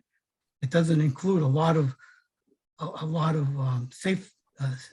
safety systems. Can I answer that right now? Sure. Yep. So this is Matt Corbin, Wright Pierce, one of the design engineers. So as assuming you as a wastewater engineer would know that we have to meet codes per Massachusetts, you have to have 100% redundancy for the highest pump going off. So if one pump fails, we have 100% redundancy so that pump station can continue. We also would have emergency power generators if we lose power, so that could run the pump stations. So yes, things can happen. Yes, there's been ice storms in the past out in, like, remember Leominster, and that took a while. But in general, it's built so that the pump stations can run. So it has that cost built in. So it's not bare minimum cost. It's to meet code, meet general laws that it should run. And typically, my understanding is septic systems are a lot more than 30,000 to be replaced. So That's probably the high estimate, 30,000. I think that was put forward just a little while ago. So I'll pass it to you, Steve. Yeah. So Larry, you know, in relation to where you are right now, the phase 2, again, phase 2 was just referenced in the presentation. as we stated earlier, we're reserving capacity within what's being proposed to be built for the Martins Pond area. For the past 40 years, the Commonwealth of Massachusetts, I'll say 35 years, because they changed, well, maybe 8 years ago it changed. Their attitude changed.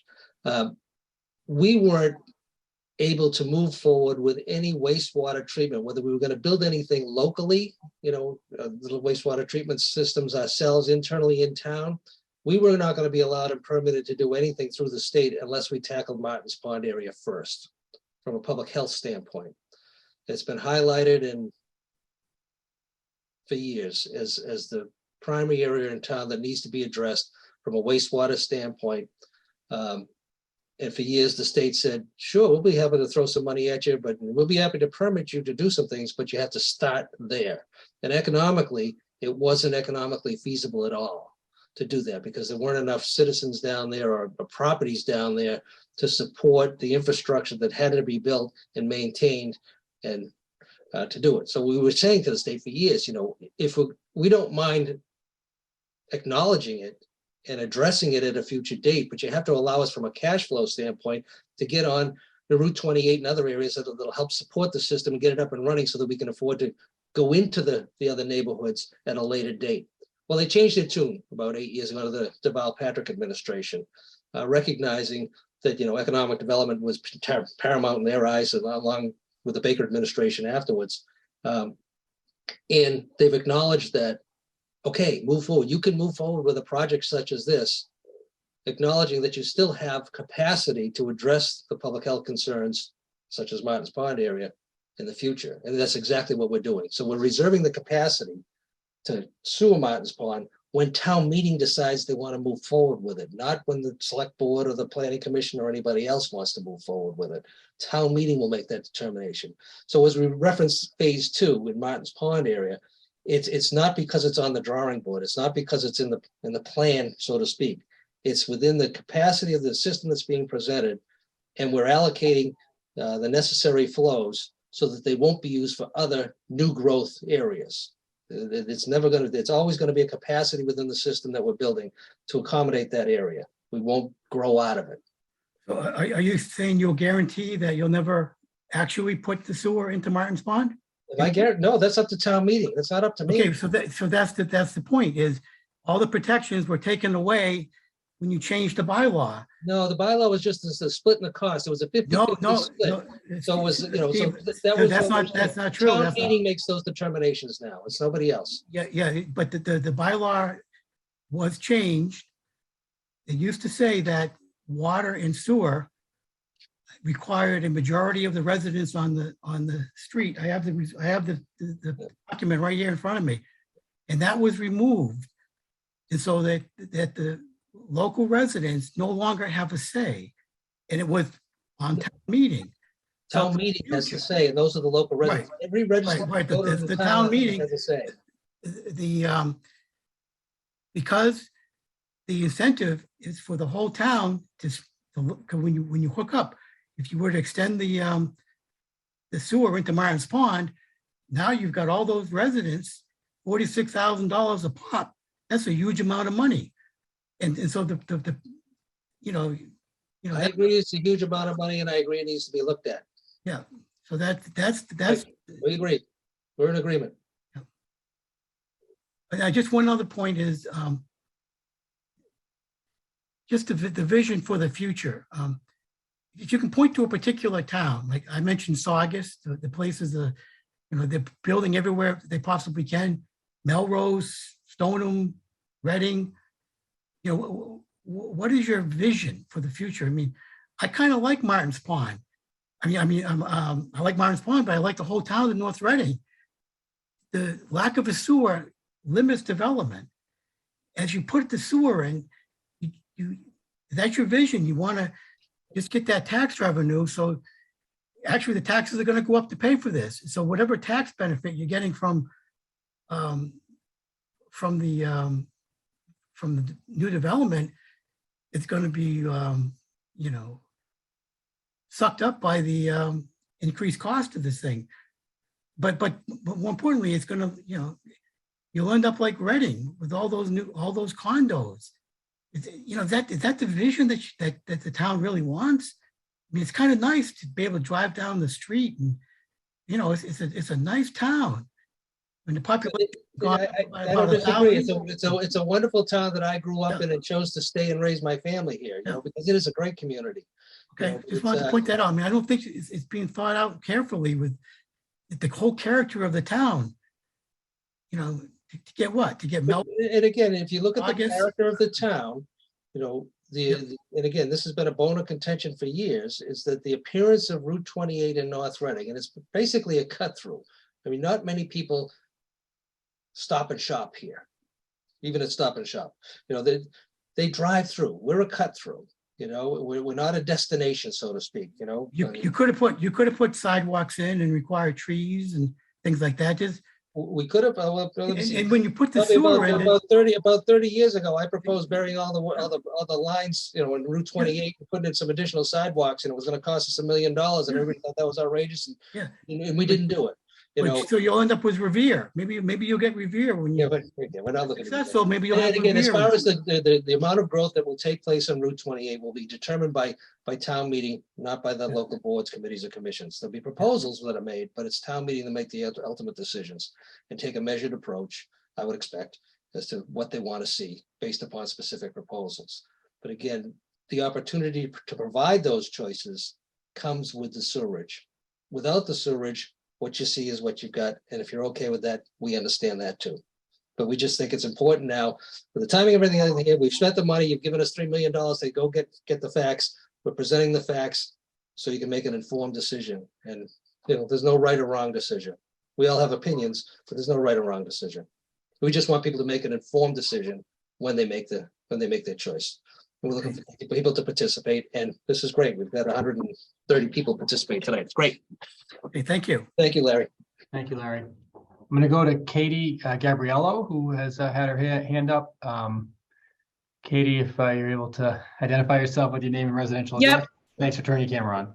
Yeah, sure thing. Thanks so much. Katie Gabriello, 13 Damon Street. I've attended a few of these information sessions. Thank you for hosting them. They've been really informative in terms of seeing what we're dealing with in terms of the cost and the impact. My neighborhood is right outside the abutter zone, but we're trying to be very conscientious of what the impact is going to be on everyone. One of the things I was looking at was from the Kleinfelder presentation on September 28th, which gave a model of residential opt-out with the scenario of if there's 0% residential opt-out, meaning that the abutters would face the full betterment of the $35,000, the $46,000, et cetera, and taxes would increase by $660. And then looking at on that same slide, which is slide 40, and this is posted on the North Reading Mass Gov site, with 100% residential opt-out, the average annual residential tax increase would be $1,080, which is only a $420 increase.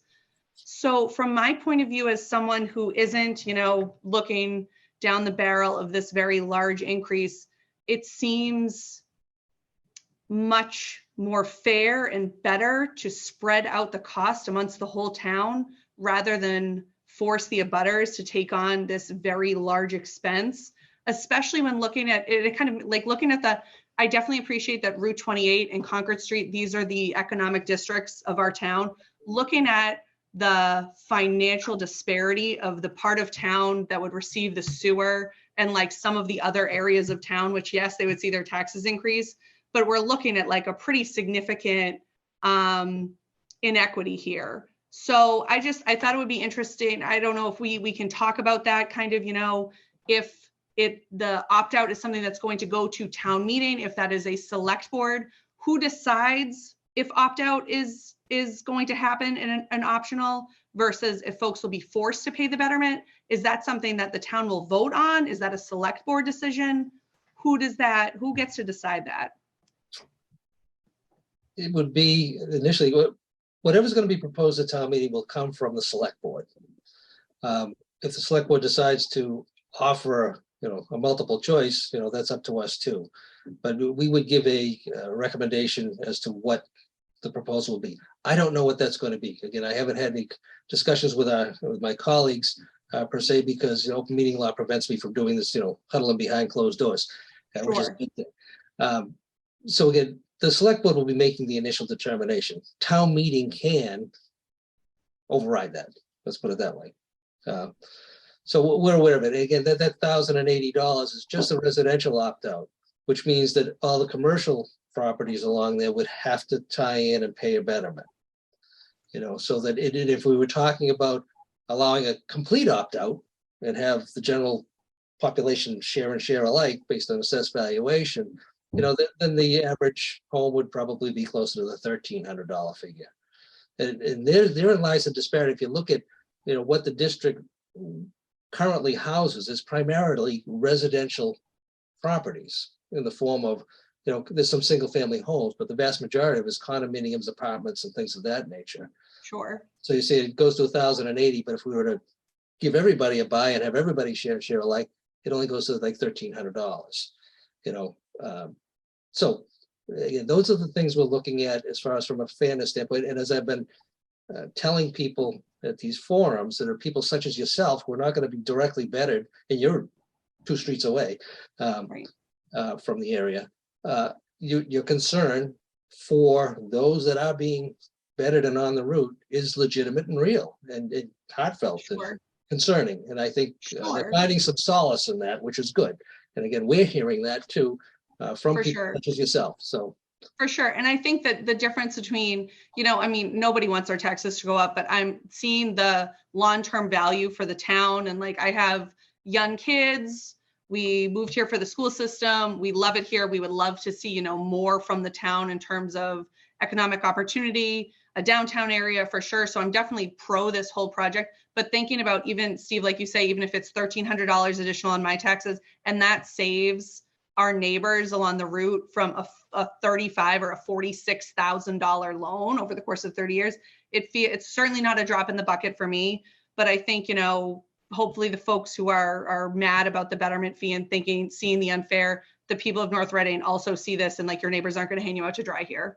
It should be shared by the whole town. We should all bear the cost. We'll all benefit from it in the long run, as we've seen. And I think for the people on the route, if they choose to tie in, obviously that's the cost to get their septic decommissioned, to get the price of the line. And I know Adria was talking about like how variable that cost is. It could be $10,000, it could be $30,000. So it feels like more, equitable that yes, of course you would pay to tie in if you choose that, but across the board, it's the betterment feels like a shady thing to do to those people. Thank you. Katie. Appreciate that. I'm going to go to Sandy, who's got her hand up and her camera on. Sandy, Hi, I'm Sandra Fudge. I live at 240 Martin's Landing. And there was a comment that was made much earlier tonight that said, I've been here for a while. And I just wanted a little bit more about this. Steve said it made economic sense to bring the sewer line from North Street down Lowell Street to the Wilmington line. Could you explain that a little more of what you mean by economic sense? I wrote it down and quoted it. No. It makes economic sense from us from building the infrastructure right now to bring it down there, because at some point, whether it's 20 or 25 years from now, Edgewood next door to you, they've probably been there 14 years now, or maybe a little bit more, and they have problems with their system. We need to be able to provide an opportunity for them to tie in. And again, with that comes the customer base, and again, the shared cost that Larry was talking about, the shared cost as far as operating the system.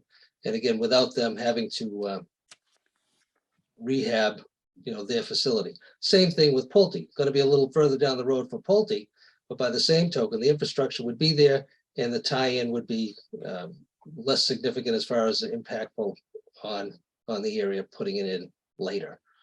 Cost-wise, and the ability to tie in 500 units whose system would need to be addressed at a certain point in time. So that's why it made economic sense from an infrastructure standpoint to put it in now. The cost of running it down from Main Street to Lowell Road is not significant in the whole scheme of things here. But the benefits of having it there for future tie-ins, for future customers is significant. Okay, but and just to point out that you did say earlier too, that Pulte has bailed out the town, and we are bringing in, once all is said and done, you're talking 500 units within Pulte at approximately $7,000 per unit. That's $3.5 million a year of revenue that's being brought into the town. Sounds a little hefty that now there's a betterment fee, you know, on top of that. I mean, Pulte is funding quite a portion of your, and not necessarily of this sewer system. We have welcomed and we continue to welcome new residents through the Pulte project because at the time, and again, I'll take some responsibility and some credit for negotiating the fact that we have housing there as opposed to a soccer arena that was being proposed as some sort of recreational facility, which again, from a tax standpoint, was not going to generate a significant amount of revenue. And also from a sales standpoint, you know, we realized close to $20 million from the sale of that property. It was a $30 million sale to Pulte Properties. The town realized approximately $20 million to get it. Whereas the recreational facility was going to be a $2.5–3 million offer, a $4 million offer. So we had all these options. So it made good economic sense for us to engage in discussions with the state and with Pulte to allow the development to take place, because it was certainly going to benefit the community from a new growth standpoint and help bail us out to help maintain the level of services that we currently enjoy, never mind anything we're looking to expand upon. And being an over 55 community, the number of students brought into the school system was going to be extremely limited. Now, one of the other proposals that was there was to allow a 40B type project, and Pulte offered that to us, but their purchase price was going to be significantly less. And again, the potential for an impact on the school system would have been more. So we made a conscious decision to welcome you to the community because we always like to see some nice new smiling faces who are willing to participate in local government, but also we also enjoy your tax revenue, you know, and we'll be straight up honest with you about it. Absolutely. And we also realize that you don't ask for a lot of services from us. Right. So the return on that investment, yours and ours, is pretty good.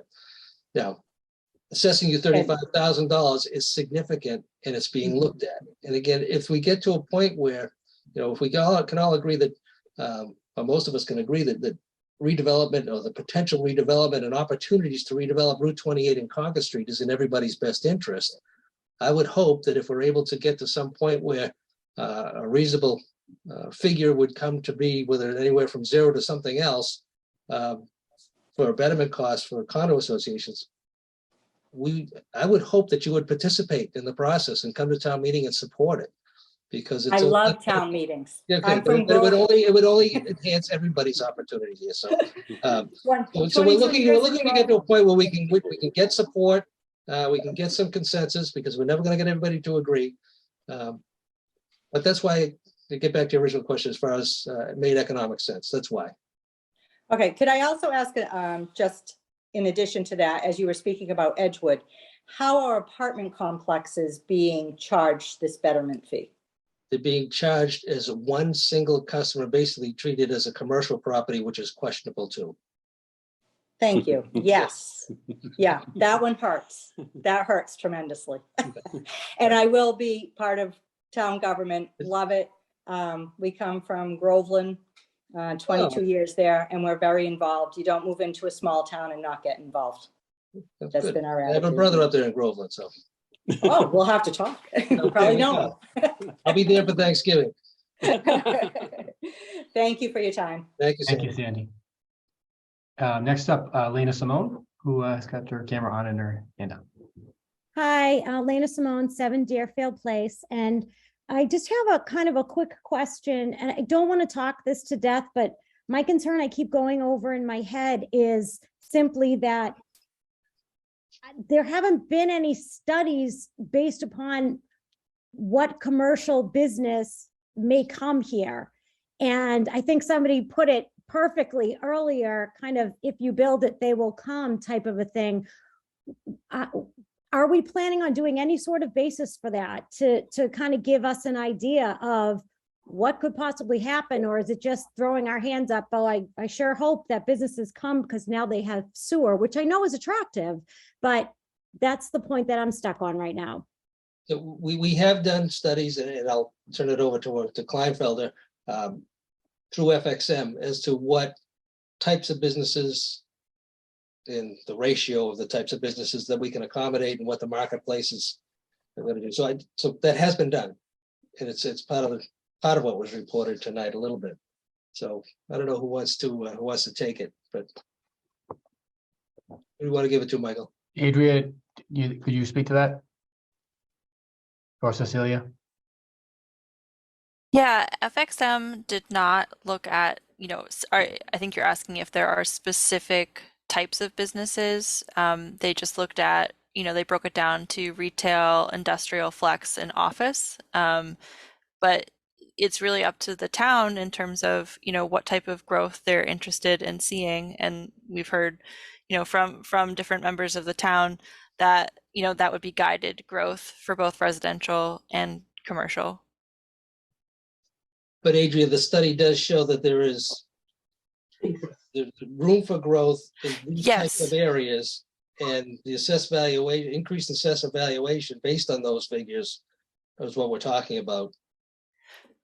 Yes, sorry. I thought she was asking specifically what type of commercial businesses the town might be looking for. And that is not, specifically what was looked at. Well, we want Trader Joe's, someone said. Yeah, I mean, I guess my whole point is just I think everyone would love to have more business. That's a no-brainer. And I always say that the people who do the budgets are magicians, because I get it, Steve. It's so hard to do the budget with the income that, what we have coming in. So I appreciate everybody who does the town government. It's just, I get worried about, okay, how do we actually get them here besides just having sewer? What else do we do? And I might have missed that part, so forgive me if I did. And part of it is too, we can't support, depending upon the types of businesses that we're going to allow based on zoning and zoning changes. Businesses need to be supported by people, right? So it's like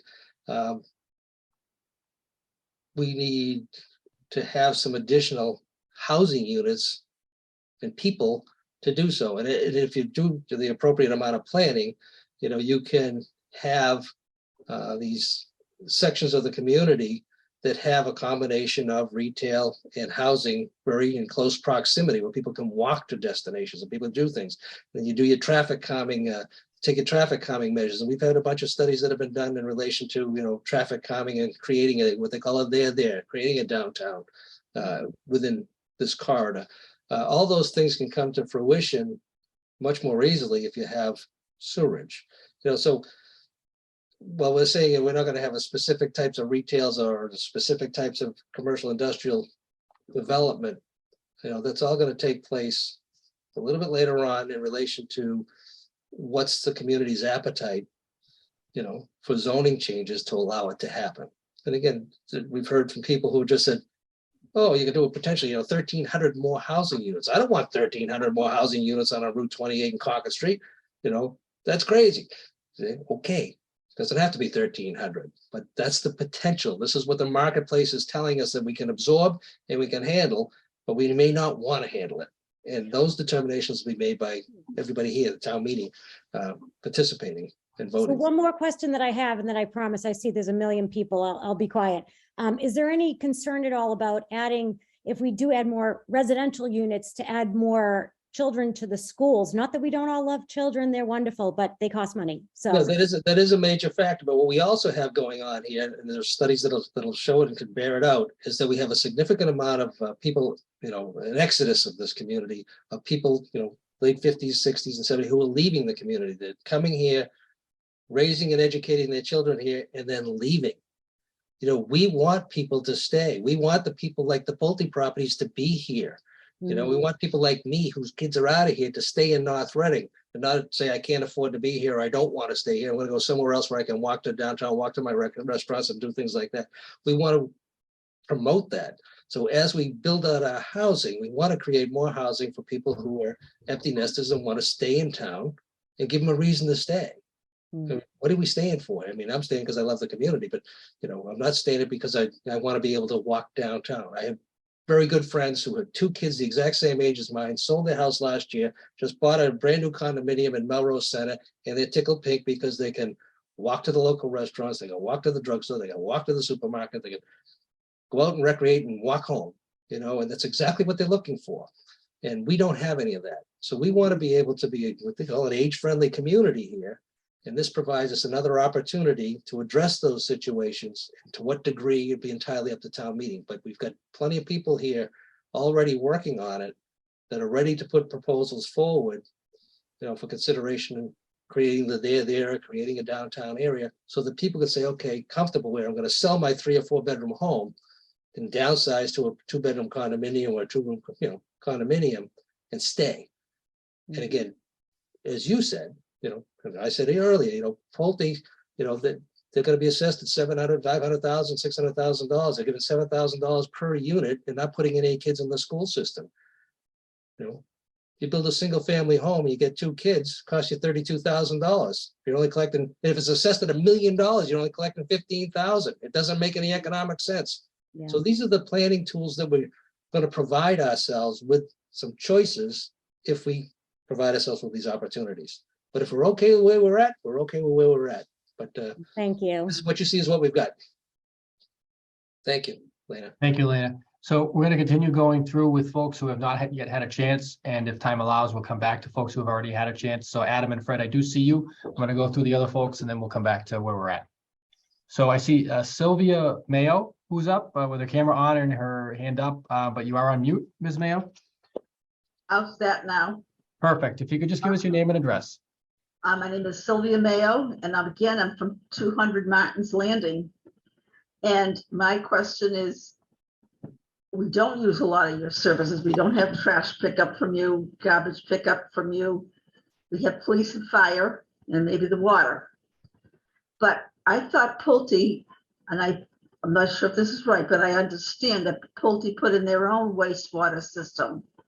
If that's true, why should we be charged to go into yours when we already have our own?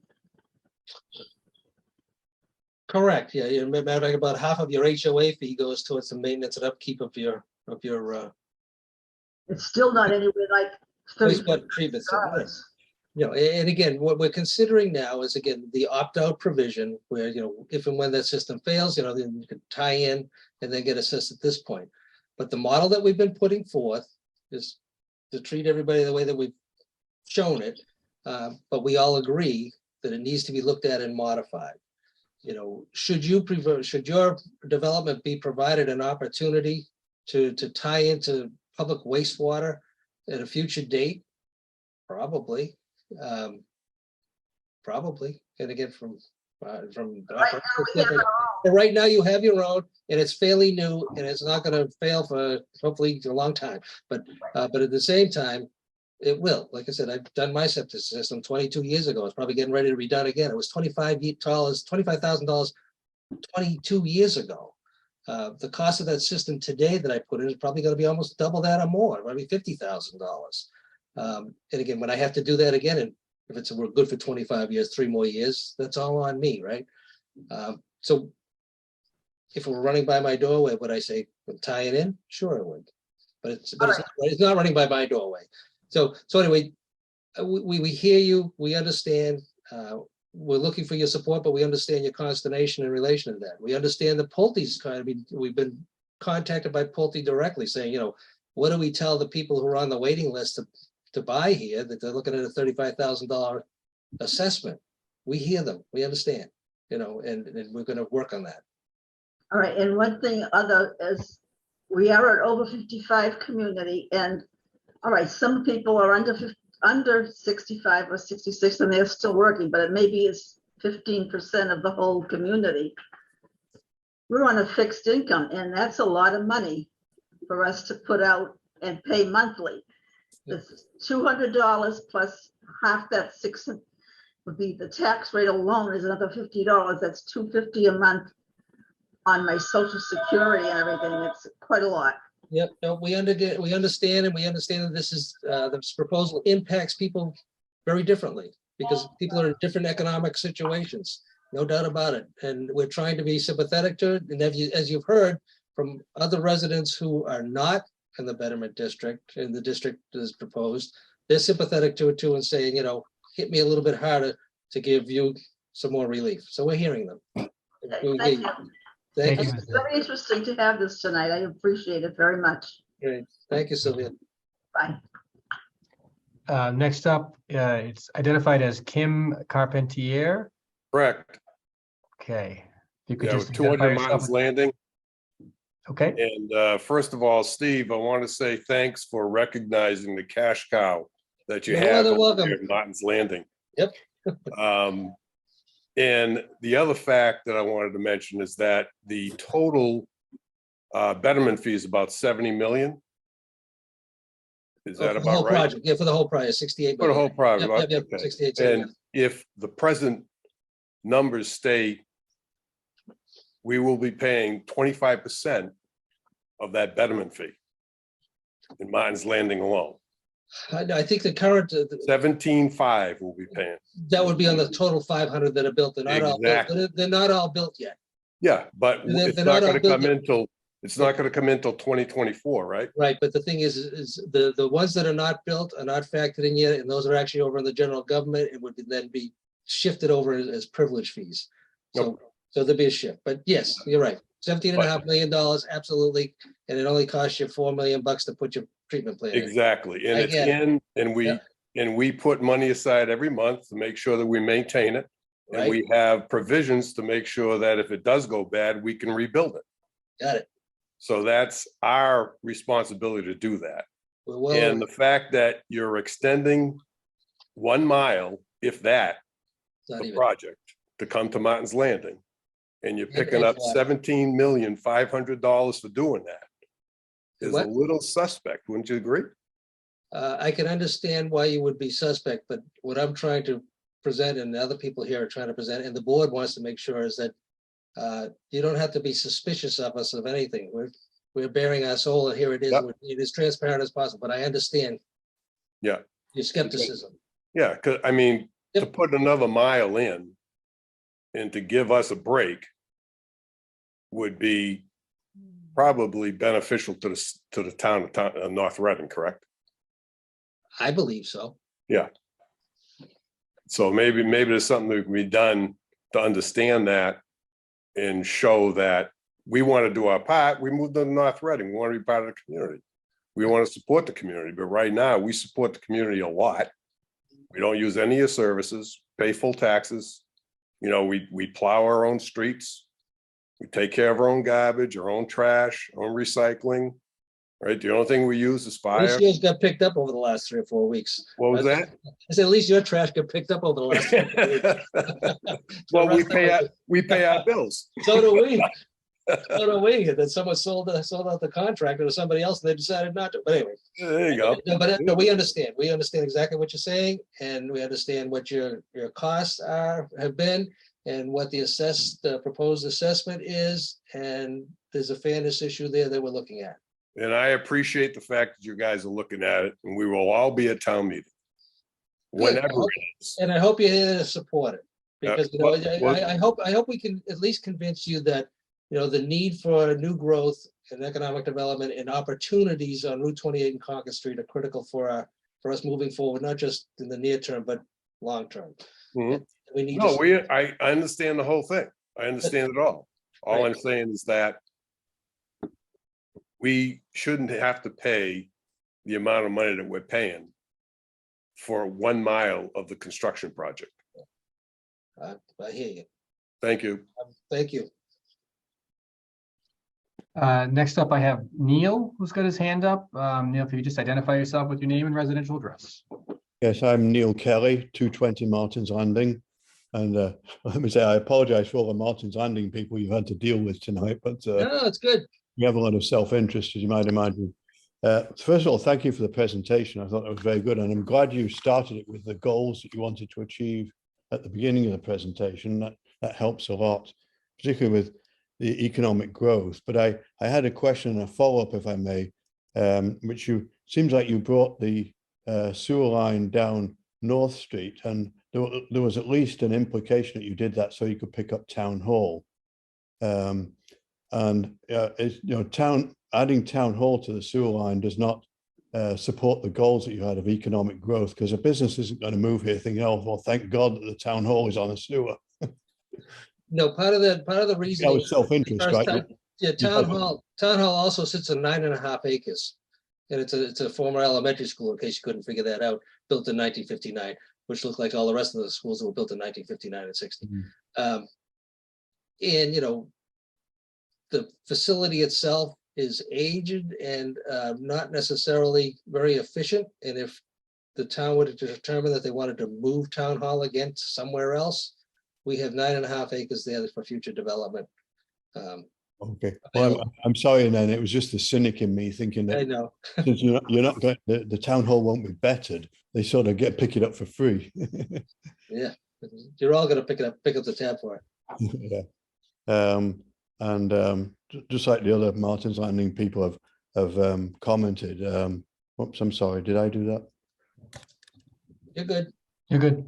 Okay, you know, we're already paying our fair share here into the town and not using much in the way of the services.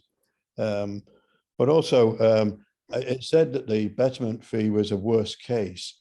But also I've seen that the betterment fee won't actually be known until the costs are finalized, which could be several years, but really you won't know the final cost until you're finished, will you?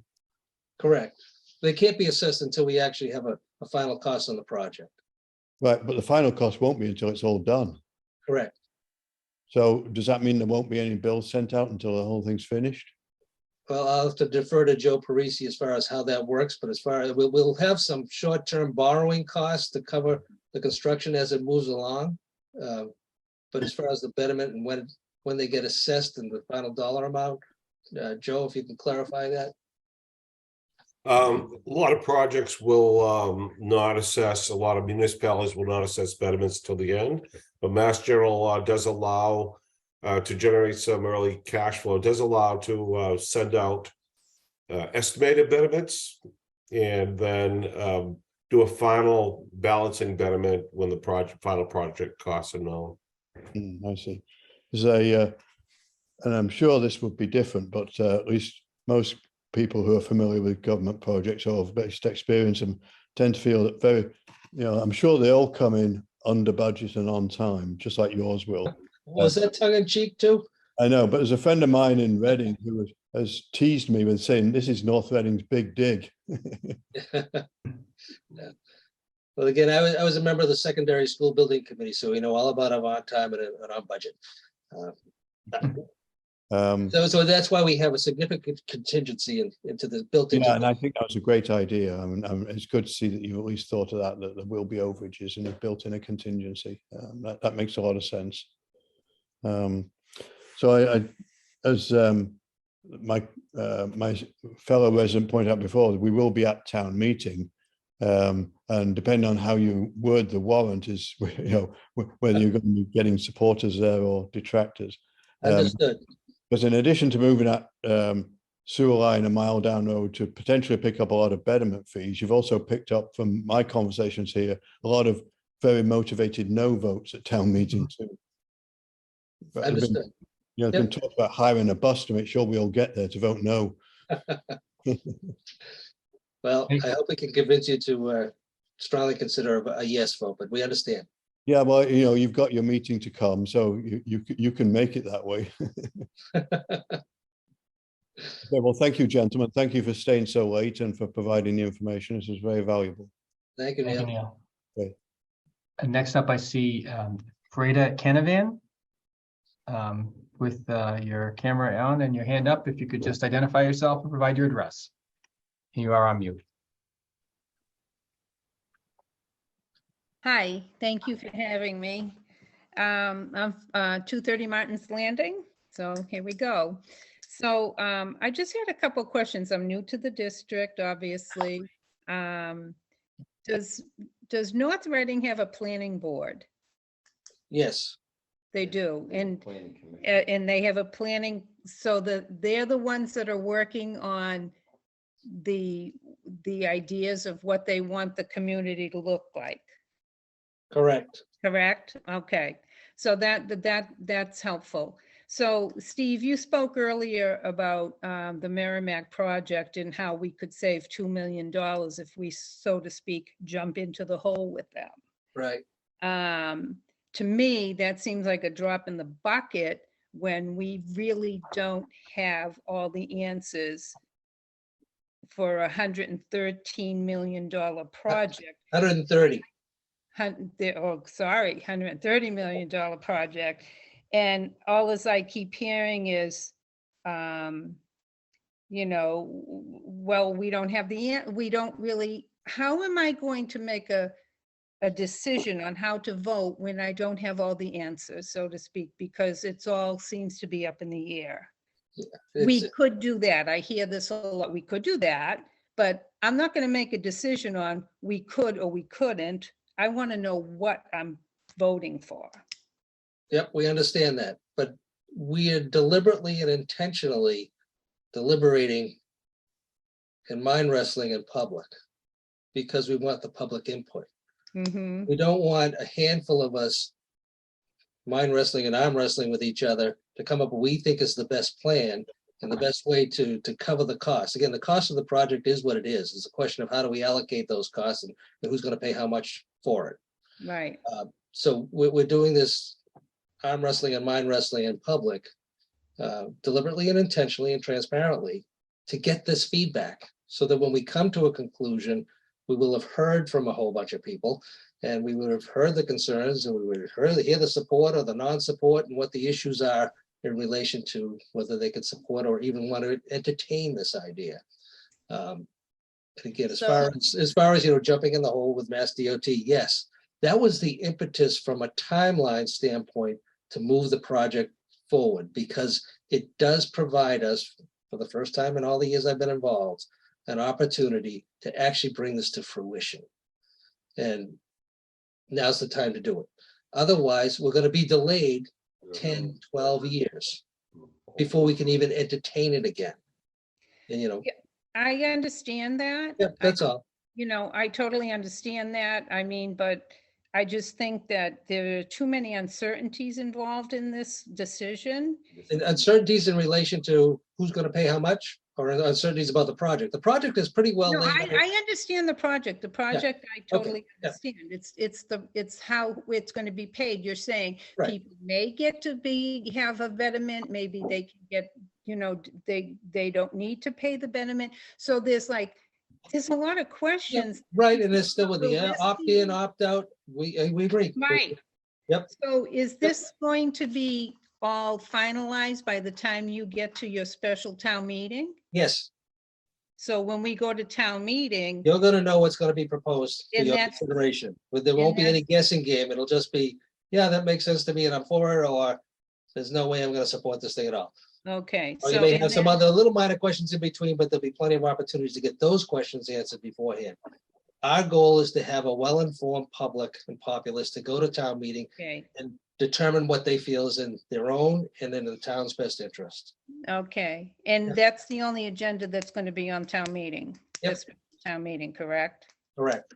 Okay. But I just want to express my opinion that I don't think you're ready for town meeting. I don't disagree with you. I don't disagree with you. You know, my husband's been a town meeting member in Winchester for 35 years. I've been in the school department for 35 years. I understand budgets. Yep. Good. Thank you. Great. I appreciate it. Thank you, Frida. I see the next hand up, Pro Shop 1. Could ask you to turn your camera on and identify yourself with your name and residential address.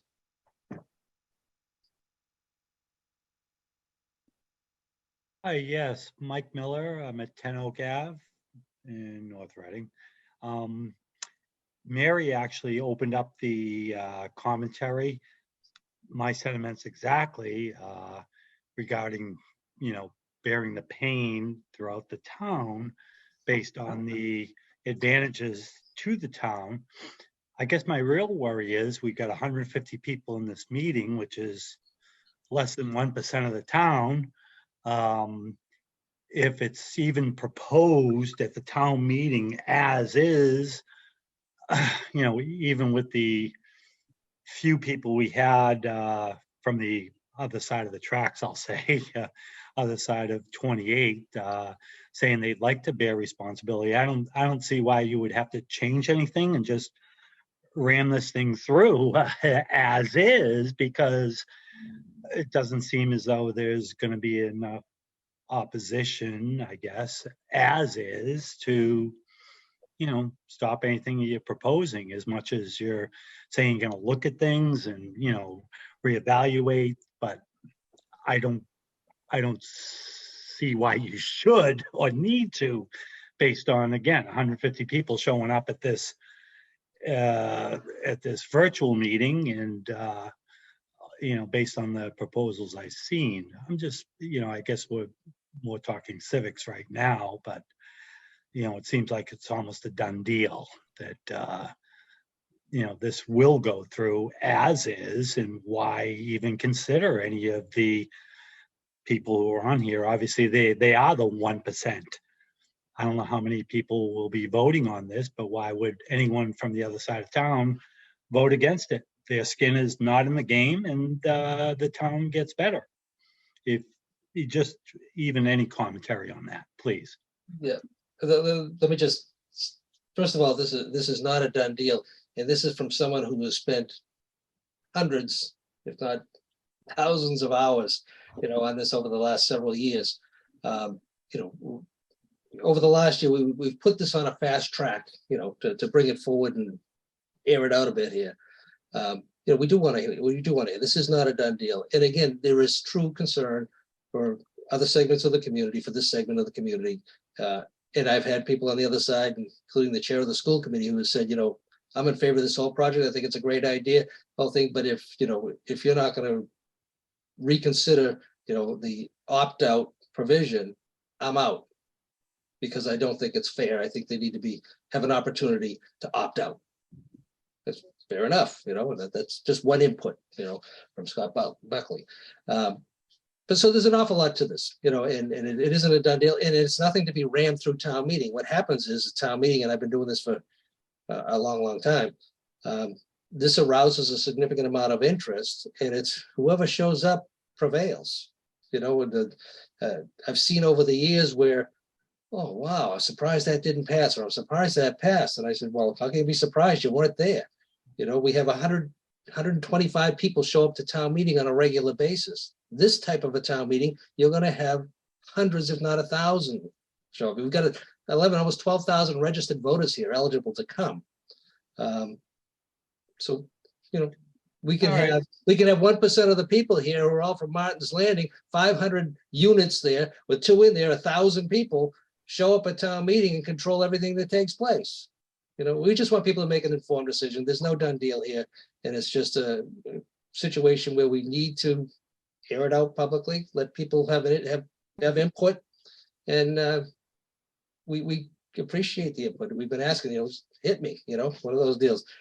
I appreciate that. I had a woman today, we had a meeting at the senior center today, and one woman just said, I've been here 55 years, and this is the most stupid idea I've ever heard in all my life. And she looked right at me, and I knew who she was because I've known her for 55 years, you know. So it's like, I get it. We're not going to get unanimity on anything, but we just want to make sure that people have the input, have the opportunity, and we're listening. No, I appreciate that. I really do. That's why I was curious. I have not attended a town meeting, and I've been in town a long time. So yeah.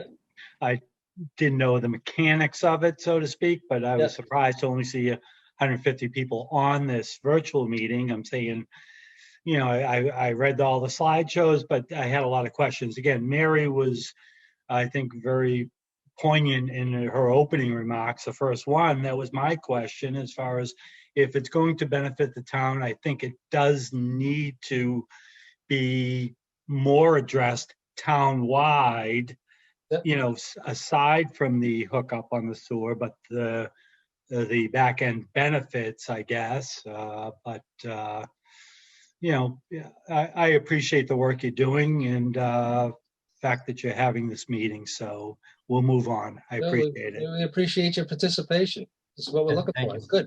Thank you. Thank you. All right, next up, LOFRJ.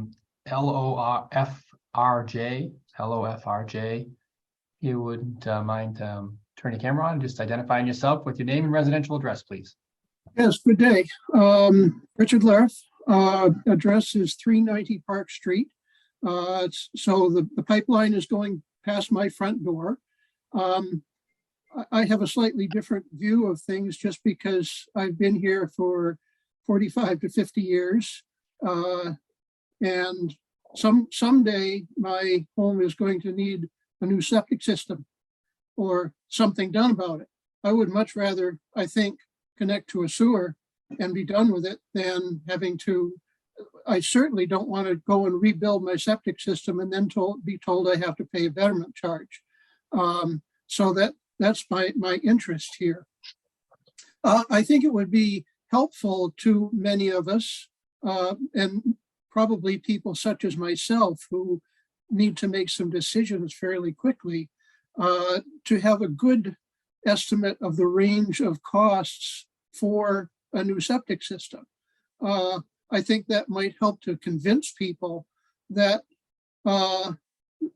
they should welcome the sewer in anticipation of needing to sell their home at some point, which Title V will likely require that they rebuild a septic system.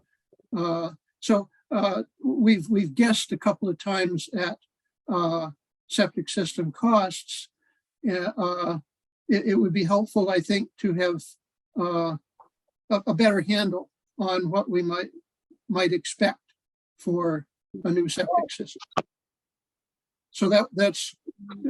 Did somebody want? From what I know from local residents who happen to be friendly and talk with on a regular basis, who have done it over the last, say, 4 to 5 years, it's been anywhere from $30,000 to $50,000, depending upon what they have to do.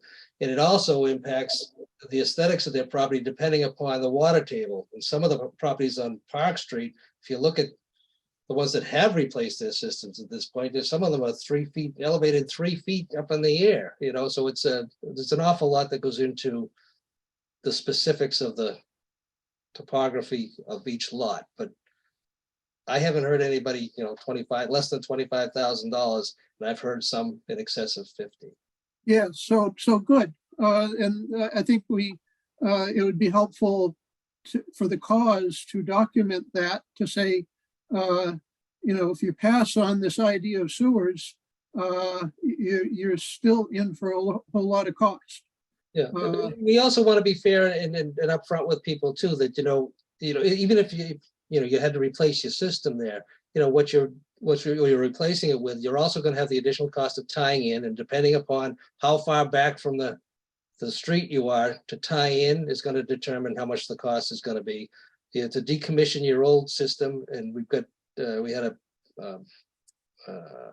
a local guy at one of the last meetings who installed septic systems, and he said it was $2,500 to $3,500 to decommission your old system. And then depending upon topography and whether it's in the back of your house and you have to bring it around to the front and then tie it into the street. Again, it depends on how much digging and how far. You had one of your neighbors who was here was 1,000 feet back from Park Street.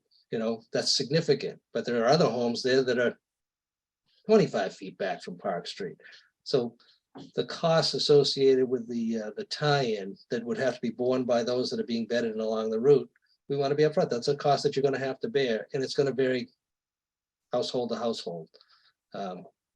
So yes, but at least the betterment cost and the cost of a new system are certainly on the same order of magnitude. It would appear there might be a little bit high, but yeah.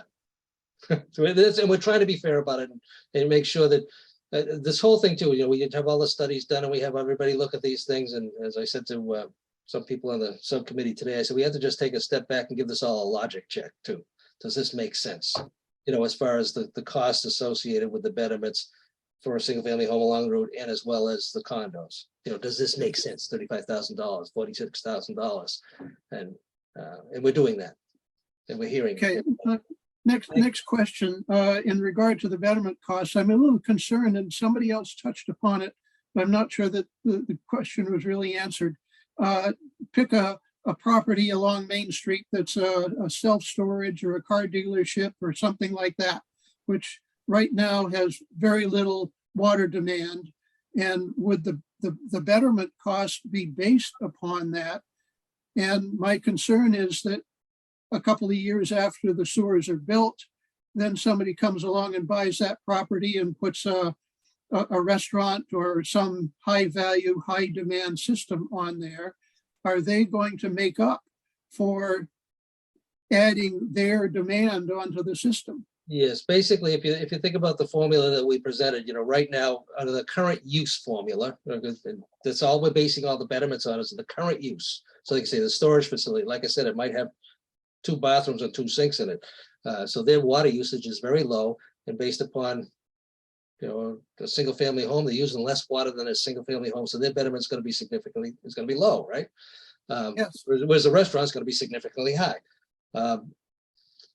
But they would have to pay what they call a privilege fee to tie in. The additional capacity that we have in the system that we're holding for new growth, we're holding that aside, they're going to have to buy in based upon what we're doing for betterments along the way too, from a fairness standpoint. So if they're going to change the use, we had one gentleman who was at the meeting, and he has a current use for it, but he's got a potential use to put in 40 units of housing there.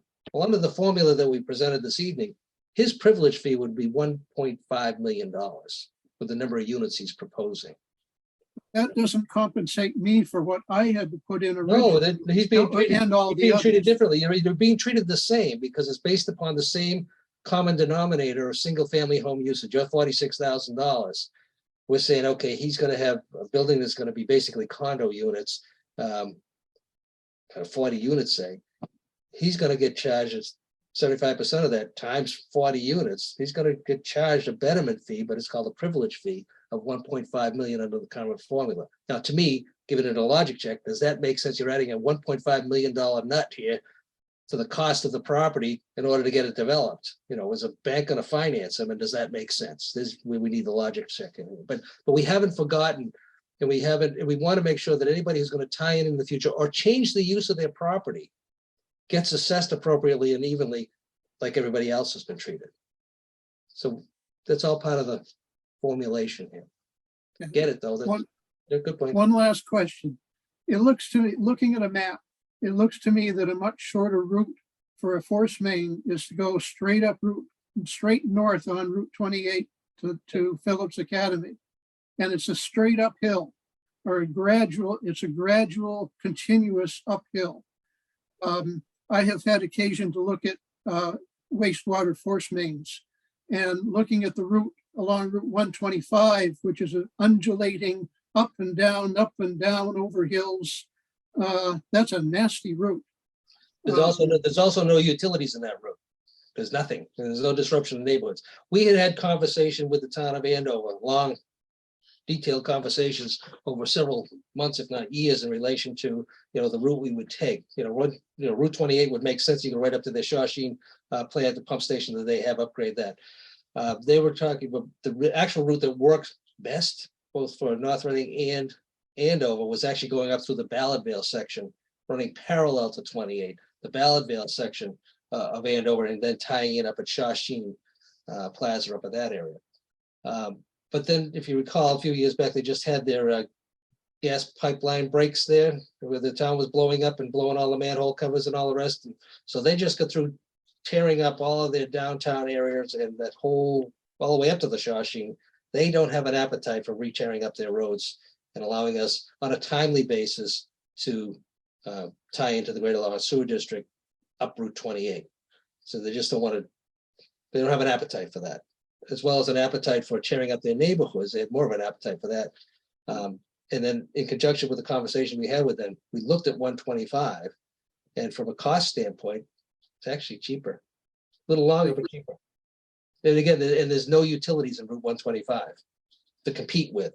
No other water mains, no other sewer pipes, no other underground utilities. And so we have looked at it.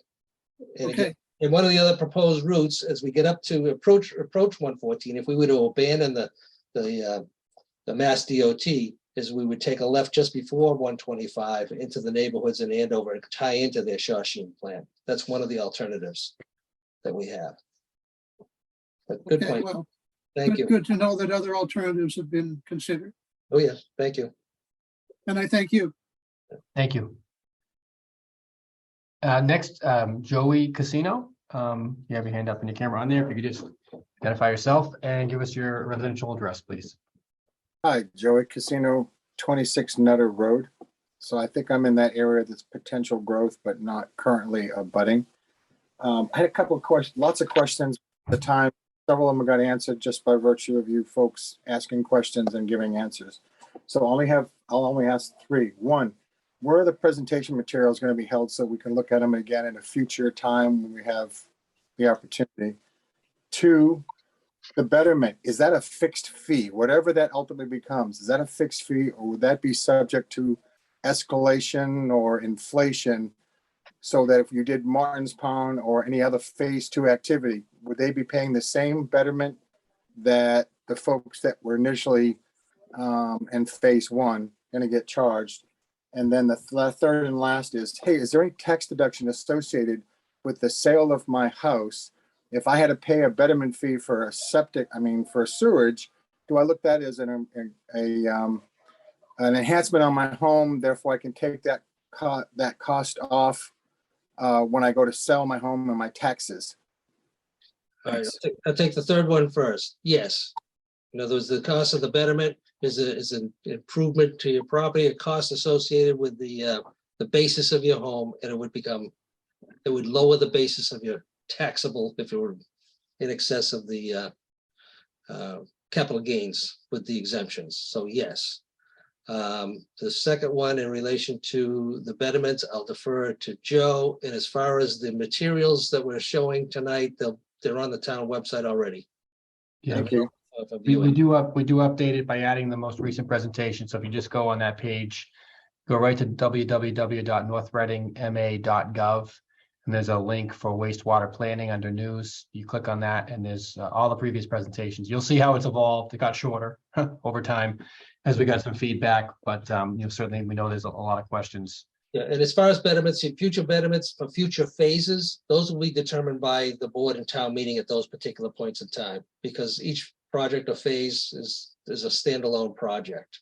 Well, then that's another question. Does that mean that the rest of the town will then have to pay an additional fees or taxes to fund the next phase? Or is it no, phase 1 is done, those people that got impacted are done, and only those who are getting hit with phase 2 are looking to get additional fees? Sounds like the answer is everybody will get taxed again when phase 2. It depends upon the size of the project and that goes along with it. But again, I can't definitively answer that to you because I don't know what town meeting will want to do. Whether it's going to say, okay, if you're going to do a phase 2 or a phase 3 or go to Nutter Road, and we're just going to have Nutter Road, treat that as a straight betterment, and the Nutter Road residents are going to pay for it. I don't know what town meeting is going to do or what a future board is going to do. I would just hope that they would be fair about it. Really, truly, and the town meeting will make that determination. So the betterment fee that's being proposed for this phase 1 activity is for this project alone, standalone only. And it's not indicative of what the phase 2 betterment fees will. Nothing, there's no correlation. No correlation at all. Okay. So thanks. Sorry, Joe, I let you off the hook, and if I'm wrong, go ahead and correct me. But no, you did well, Steve. Thanks a lot. Appreciate it. All right, thank you, Joe. Thank you, Joey. And Adam and Fred, I do see you there. We have 2 more who haven't had a chance to ask yet. Andrew? Yep, Andrew Stevens, 11 Sunset Ave. So I'm not an abutter to the project, but I just wanted to state that I 100% agree with what Katie Gabriello said earlier. Just in terms of an equity standpoint, I think it would be a lot fairer to spread the cost across the town versus put the burden on the abutters to the project. My question is, in the Kleinfelder presentation, the first stage of the flow chart was alternate revenue sources. And I think Mr. O'Leary's mentioned some potential for grants or federal funding. Do we have any sense of what that might look like and how much it could potentially decrease the overall cost of the town? Sure, I'll speak to that if you want to. All right, Michael, go ahead. So, we've been able to secure some funding along the way, and it is admittedly, small as a percentage of the whole project cost. We got $100,000 last year to apply towards the $3 million preliminary and partial final design cost, as well as this study that was appropriated at town meeting. We just recently were awarded another $100,000 through the state's One Stop for Growth infrastructure program for the upcoming phase. And we believe we're going to receive $1.5 million from the federal government as an offset to the final design for the next phase of the project as well. So there's funding out there. The big funding, more material amounts, if you will, come when you have a private development partner. And while we've had some initial indication of what some folks will look to do on their property, should there be a development option and should it make sense for them financially, we don't have that sort of lockdown partner that we would need to qualify for a larger state grant through that MassWorks. It's an infrastructure program from the state. So what we've kind of found is that a lot of the private partnership that could be out there wants to see that the town is serious about doing the project. The major grant funding sources want to know that you have a private partner, and we're sort of left having to take that first step, which is obviously challenging because it's become speculative for us about how much funding might be out there.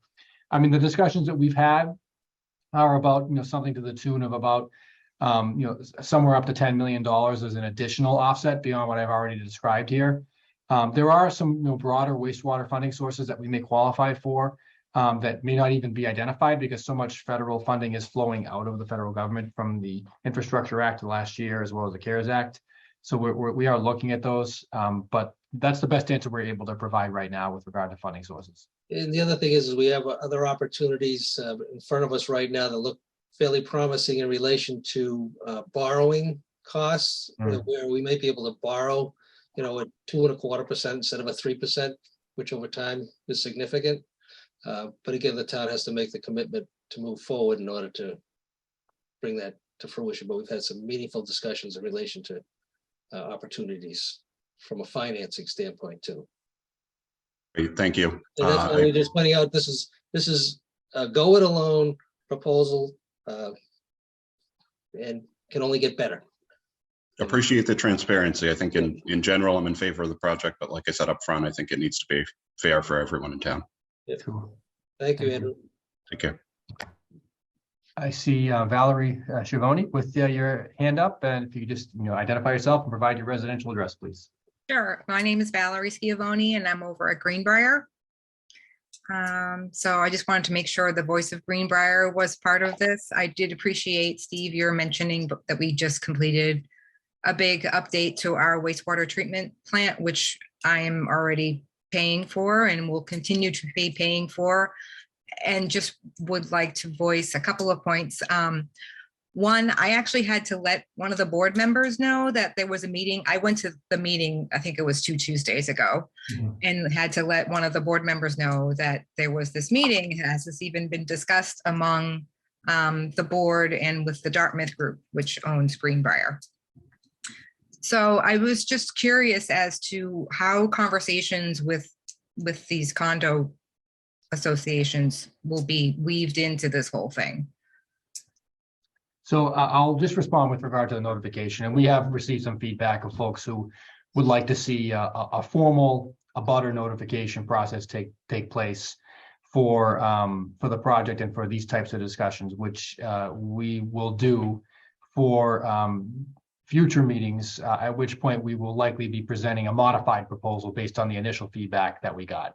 So I think the hope is that we'll have a more advanced proposal that is more ready for town meeting, but that would also, we would be receiving feedback on along the way, and that we would be mailing to the abutters along the route for that.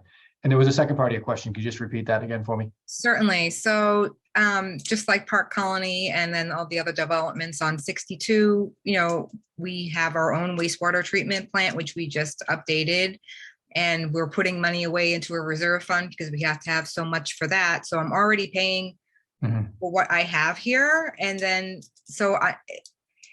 it's a little painful to be thinking about this in terms of how it will affect me. I mean, I understand how it can better the town, but the current presentation is not something that I could go with right now, just because of the amount of impact to the abutters. And then even if it is spread out, how does it get handled with the condos? So my question was, how are these presentations being shared with like the Dartmouth group, which is over here at Greenbrier? Sure. So a couple of things. You asked about the feedback that we're getting. And with regard to the condos, it's one of significant concern, not just because of the costs, but because of the restrictions on the ability to do anything else on the property. So we talk about, properties that might be redeveloped that we are assessing a dollar amount on based on current water use. When you have a condo association, it's much more difficult for any change in use. And in fact, I think we can all safely say it's not going to change. The use is what the use is going to be. So we've heard that feedback. We've also heard, look, we've already, made an investment in our plant for wastewater treatment as well. And that is an issue that we have already heard. I will say to you what I said to somebody in a meeting earlier today, that I've gotten quite a bit of feedback from folks saying, hey, you didn't engage with me about what I want to do with my property. And I think the challenge is that there are hundreds of properties that we're talking about here. And so there's no great way for us to get to all of them other than in this type of a forum where the conversation is taking place. And so we're getting the feedback, we're getting, the good news is as we get feedback that we're not reaching enough people, we reach more people in that, and we get the feedback that we're getting here. And I'm sure we'll get even more as we mail to people and seek their input directly. It's a challenge because we're trying to get as broad an amount of feedback as we can from commercial property owners, residential property owners, condo owners, and then the average single family taxpayer who might not be anywhere near the route, but is being asked to also shoulder the cost. We're hearing a lot of different perspectives. Did that kind of answer your question, or did it answer your question? Sort of, but I'm still not hearing how like the association is getting becoming a part of the conversation, because they will also need to make, I understand there's hundreds of residents in North Reading, but there's Greenbrier, there's Park Colony, and then there's the places up on 62. Like, so that's a much smaller group per se, because you're only talking about whoever is running those particular properties. Have there been conversations? I can only speak for Greenbrier. So Greenbrier is part of the Dartmouth group. Has there been conversations with the Dartmouth group about this? Especially because we just updated our system. So, sure. So the Dartmouth group is your later. Like, how would that work? So the Dartmouth group is your property manager. Is that who? Yes. Okay. Yeah. Short answer is no. We have not reached out specifically to homeowners associations and management companies yet. We have not. And again, because first of all, people like me, we're volunteers too. We've got some hired guns here who are now working overtime. They've put in a lot of time and a lot of hours. But so what we've tried to do is have these. We knew that word would spread quickly once we started disseminating the information, and we knew that we would probably be criticized for the way in which we're doing our outreach. But we also knew that we would be able to engage people. And we've heard from some management companies, and we've heard from Pulte specifically, straight out from them when they heard what was going on. We've had outreach from other property owners. I've had contact with people from who were on the board at Park Colony months ago when they heard about it. And they've been engaged, through some of the process here too. Could we have done a better job? Sure. Can we always do a better job? Sure. But we're not rushing anything along here either. And as I said right from the outset, our suggested timeline was to have a December 5th town meeting, and it's been said a couple of times tonight. We're not ready.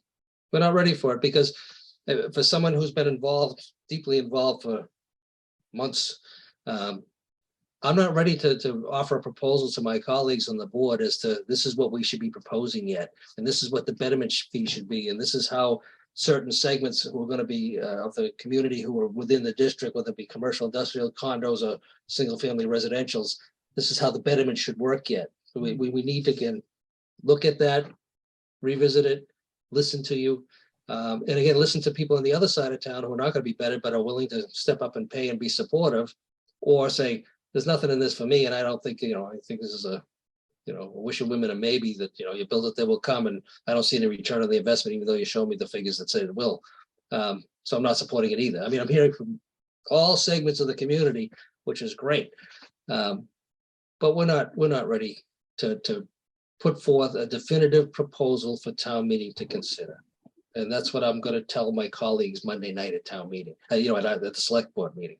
But I am still convinced, and I am still adamant that we're going to be moving forward with this project in relation to the Mass DOT timeline to help move the discussion along, and then the town can make an informed decision as to they want to do it now, or next opportunity is 10 years from now, 12 years from now, but at least you'll have the information that we have, and we'll put forth a proposal. But I would hope that my colleagues on the board agree that we should wait a while, continue the outreach efforts, and again, get into meeting with different HOAs and management companies just to hear what the concerns are. And what was it, $2 million at Greenbrier? That's what I understand, right?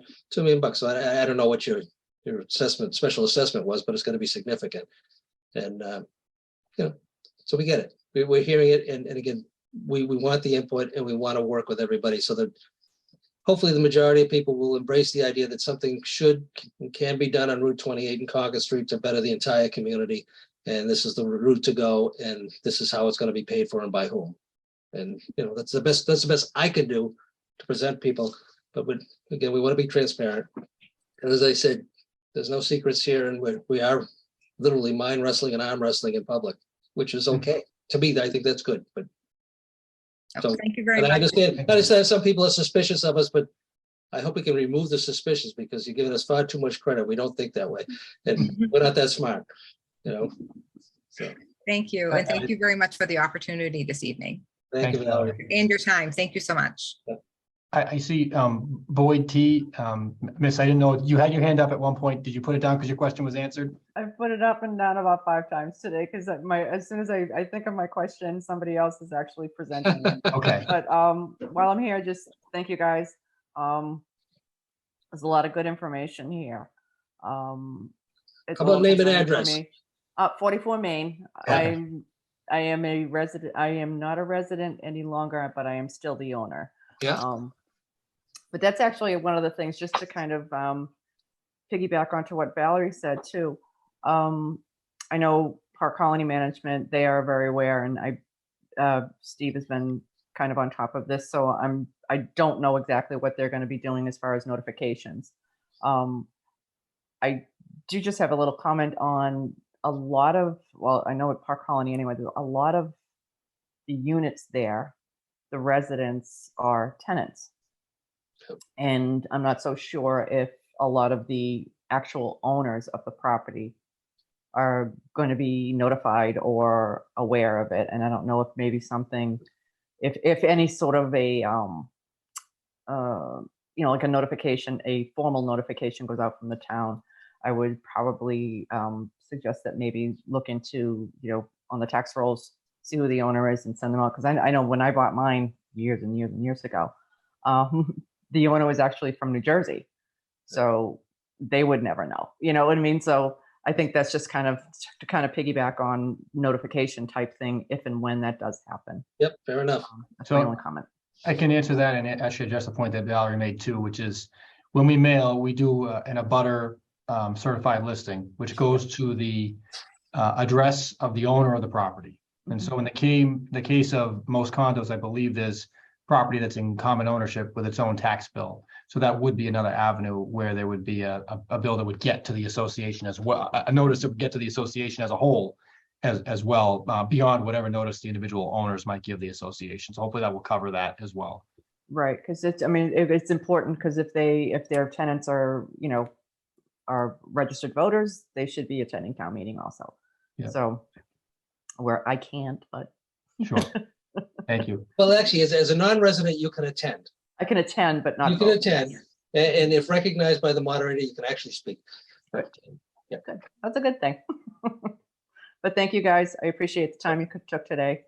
Thank you. Long night, but it's been very informative. Thanks. So we're at the 3-hour mark, and I'm going to suggest that we'll take the remaining 3 hands that are up for this evening. I'll start with Adam. Again, thank you for being patient and waiting for us to get through to everybody. Okay, thanks. So again, I'm Adam Austin. I'm at Park Colony. I wanted to start by saying thanks for getting all the information up on the website. That's very helpful. It's nice to have access to all of it. I wanted to ask, so there's a proposed date for the vote of December 5th. When would we expect to see the Kleinfelder report on the website? And will we see some document or something that, with the actual proposal that we're going to vote on? Is that stuff going to be on the website as well? Sure. So the way this is played out is the sort of the very public discussions that are happening here and have happened in 4 or 5 or 6 other meetings previously. They'll result in feedback being brought to the select board in what is highly likely to be changes to the financing model, if not beyond that, for the project. And once I think I would imagine the select board has gotten the project to the point where it feels it's ready to go forward, I believe that we would be saying to Kleinfelder, okay, we can finalize the report, and at the same time we're finalizing a warrant article for the town to consider. So those 2 things happening are some period of time away in order to allow for both the changes to be proposed and then to get the feedback on them and bring it back to the select board. But what is key is, I would see that, and I'm going to ask Cecilia or Adria to correct me, but I would see us, once we know what project we want to bring forward to town meeting, that would become the final report that would be put up on the website. We would also be issuing a warrant that gets mailed to every residents here in North Reading as well. So you would all receive it in your homes and paper copy. I'm sure you've seen it before.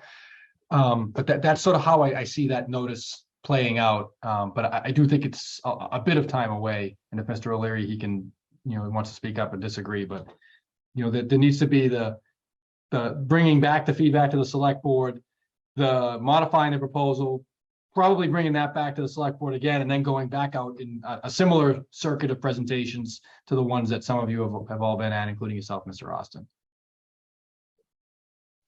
Yeah, it's more a question. I know the date could move for the vote, but it's more, will we have time to chew on the information? The date is going to move, and the goal and objective is to provide you with as much lead time as to what the specific proposal is going to be. You'll have plenty of time to contemplate it.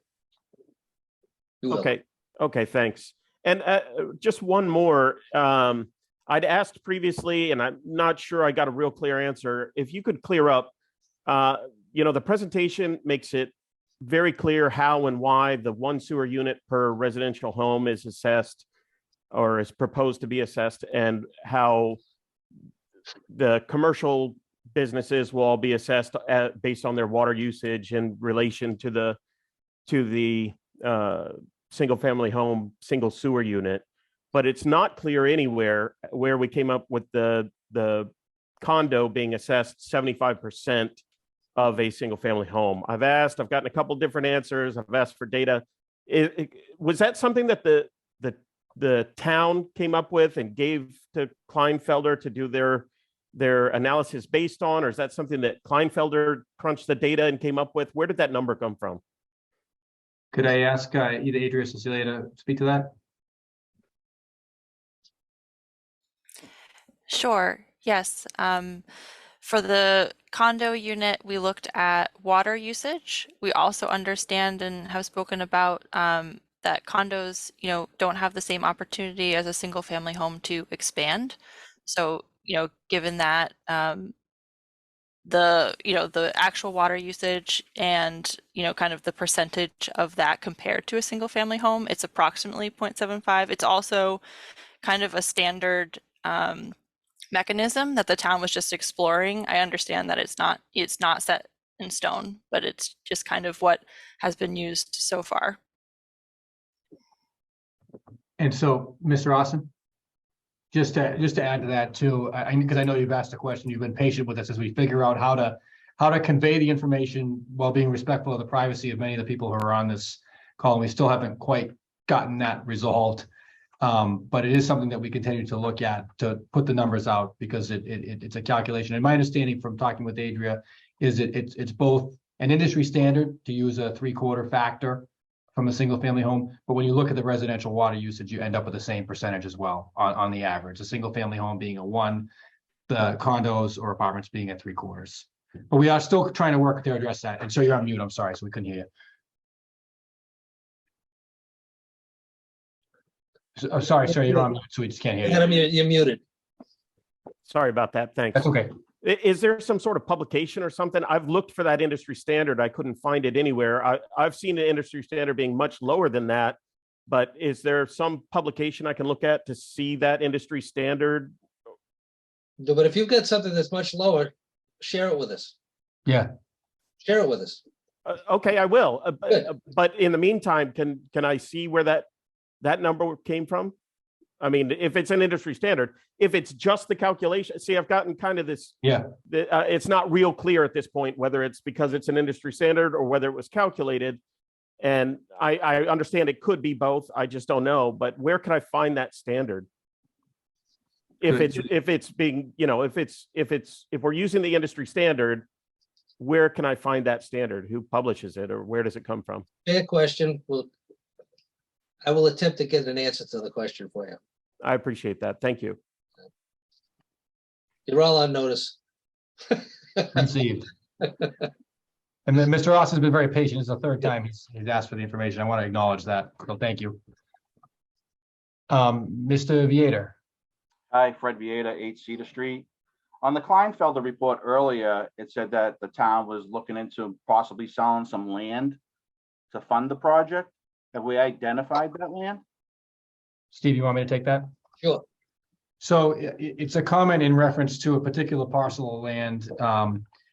It's actually the parcel on which the Pulte development is located. The town acquired that parcel from the state effectively for $1 in 2000, and I think 16, and conveyed it in 2018 with a net receipt of about $20 million.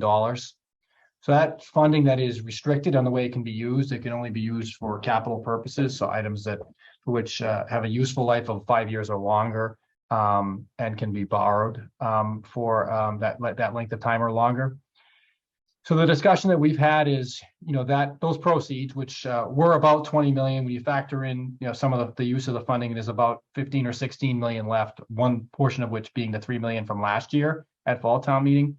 You take that 15 or 16 million dollars, and a discussion has been, do you plow that into basically the bottom line and lower the total project cost?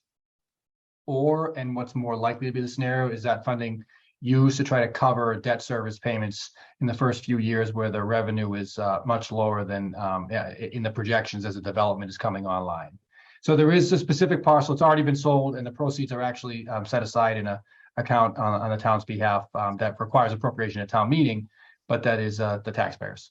Okay, and has the town considered developing a Route 28 model, a virtual model to see what the future of Route 28 would look like? Maybe that'll give everybody something to see. I think it's an interesting point, because we have had a lot of talk about the vision, and the town does have a master planning document, which from this conversation, I think we should probably add to the sewer page. It was developed by the Planning Commission in 2019 and 2020, I believe. That's the closest thing that we have to a model. But we'll get it added to the town's webpage, and I ask folks to check back later tomorrow and should see it there. Okay. In terms of an actual rendering, no, there hasn't been discussion of that, but it's certainly something we can consider. That'd probably be nice and probably would help it. Steve, did you already bail Pulte out and grant them the 5th floor on their future projects? The Board of Appeals did allow them the opportunity to expand to 500 units. Yes, that's a done deal. Okay. so you The did- select board had no say in it. All right, but we did bail them out though, right? That would be a fair characterization from my vantage point. They don't look at it that way, but yeah. I know. Have a good night. Thank you. All right, Thank you, thanks, Mr. Brad. Gator. And Lynn Kelly, I see your hand up there. If you could identify yourself with your name and address. Thank you. And we have you on mute, Ms. You're Kelly. on mute, you're on mute, Lynn. I know I'm Okay. having a hard time on mute. Can you hear me? Yes. Yep. Okay, great. Thank you. Thank you for your time. A couple of questions. Where do you live, Lynn? I'm sorry, Whitcomb Way, so I'm not even Okay. close to being near you, near the area, but I still have a concern. Yep, no problem. One of the things is people have been discussing tonight about the betterment and spreading it out throughout the town, which is a great idea as well. But my understanding, and it could be from other towns that I've dealt with, because I've been a developer over the years as well. Now I just sell real estate.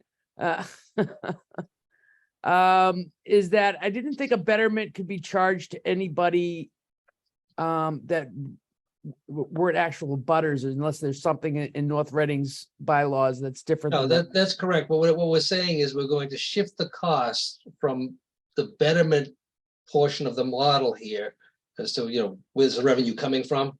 Right. It just shifted to the general government portion of it rather than the betterment. We're going to reduce that and move it over. Okay. So share alike. That's That's what's being suggested. Okay, that's great, because maybe I missed it with taking the dog out in and out while I was listening as well. The other thing is what was just brought up about a model for Route 28. It would be, it would behoove the town to actually even sit down with a designer or so forth and the developers in town to work on something that would help for the town. Because, as we all know, we don't have a downtown area. 28 is going to be the closest thing you're going to get to it. And with what we have now, it's less. I can tell you right now, there's a group of people who've been looking at this for quite a bit of time, but there's a difference of opinion as to whether or not we should be participating in creating a downtown there, as they say, type thing. And some people are just saying, let the developers and the marketplace dictate what's going to be proposed and react to those types of things. Again, there's a master plan that's been put together that's been very thoughtfully put together. But again, a lot of it would hinge upon, and again, the ability to do it would hinge upon, having sewerage. I understand that. So trying to get a consensus as to whether or not, should we move town hall, and should the municipality, invest in to move town hall and help create a town center that way, or should we invest in moving a community center that's being proposed to be built, instead of having it at an Ipswich River Park location, but putting it down where the Stop and Shop used to be on Ocean State job lot, and then start building around that, so that you create some activity and you create some sort of semblance of a downtown gathering place. We can't come to a consensus yet on that.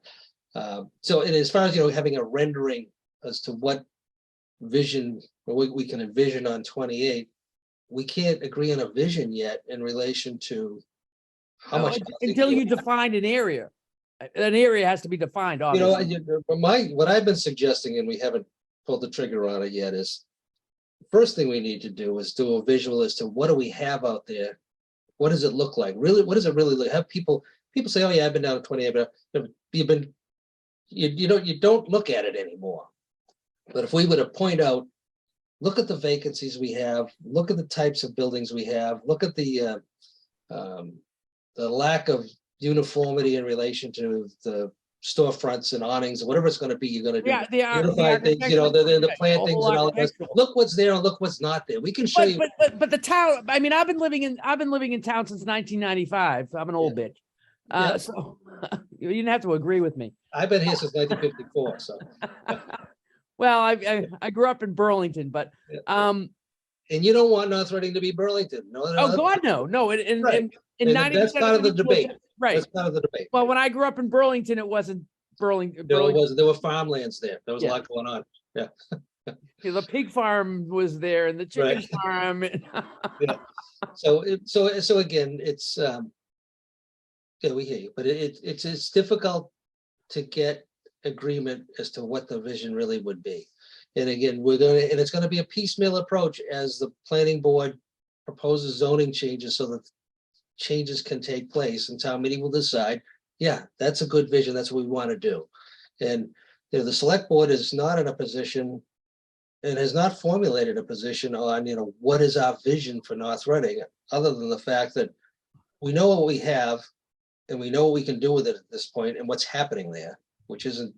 Well, a survey just went out recently about what went out to all the residents via email about, what they were looking for in the town. But that's something that I think, it's easy to formulate yeah, it's getting late. A survey of what people are looking for in the town, and not in regards to, a senior center or whatever, but what are they looking for the vision of the town too? Because that would also help the planning board put something together as well. Yep. I almost ran for planning board a few years, probably 10 years ago now, and I just never did. Well, there's still opportunity. Yeah, well, now I'm taking care of an aging mother, so between trying to work and take care of an aging mother with dementia, it's difficult. Yep. Well, listen, we appreciate you participating tonight, and look forward to you participating in future gatherings like this. And again, you'll have opportunities as far as and I appreciate getting a town meeting, but it won't be December 5th. No, I appreciate all the work that you folks are doing. Thank you. Thanks. Okay. Folks, thank you for your time this evening. Thank you for your active participation. And I hope that this was informative and helpful. I'm going to ask Mr. O'Leary if you have anything to close that you'd like to offer. No, other than just thank you for sticking with us. I mean, we still have 46 participants here. I think we started with about 100 more than that. That's fantastic. This is exactly what we've been looking for. And we want to continue to hear from you. If you have other ideas, please share them with us. There's opportunities through the website to do so. And just really keep in touch. And we're going to continue our outreach too. And as this thing progresses slowly, we will we'll keep you informed. Excellent.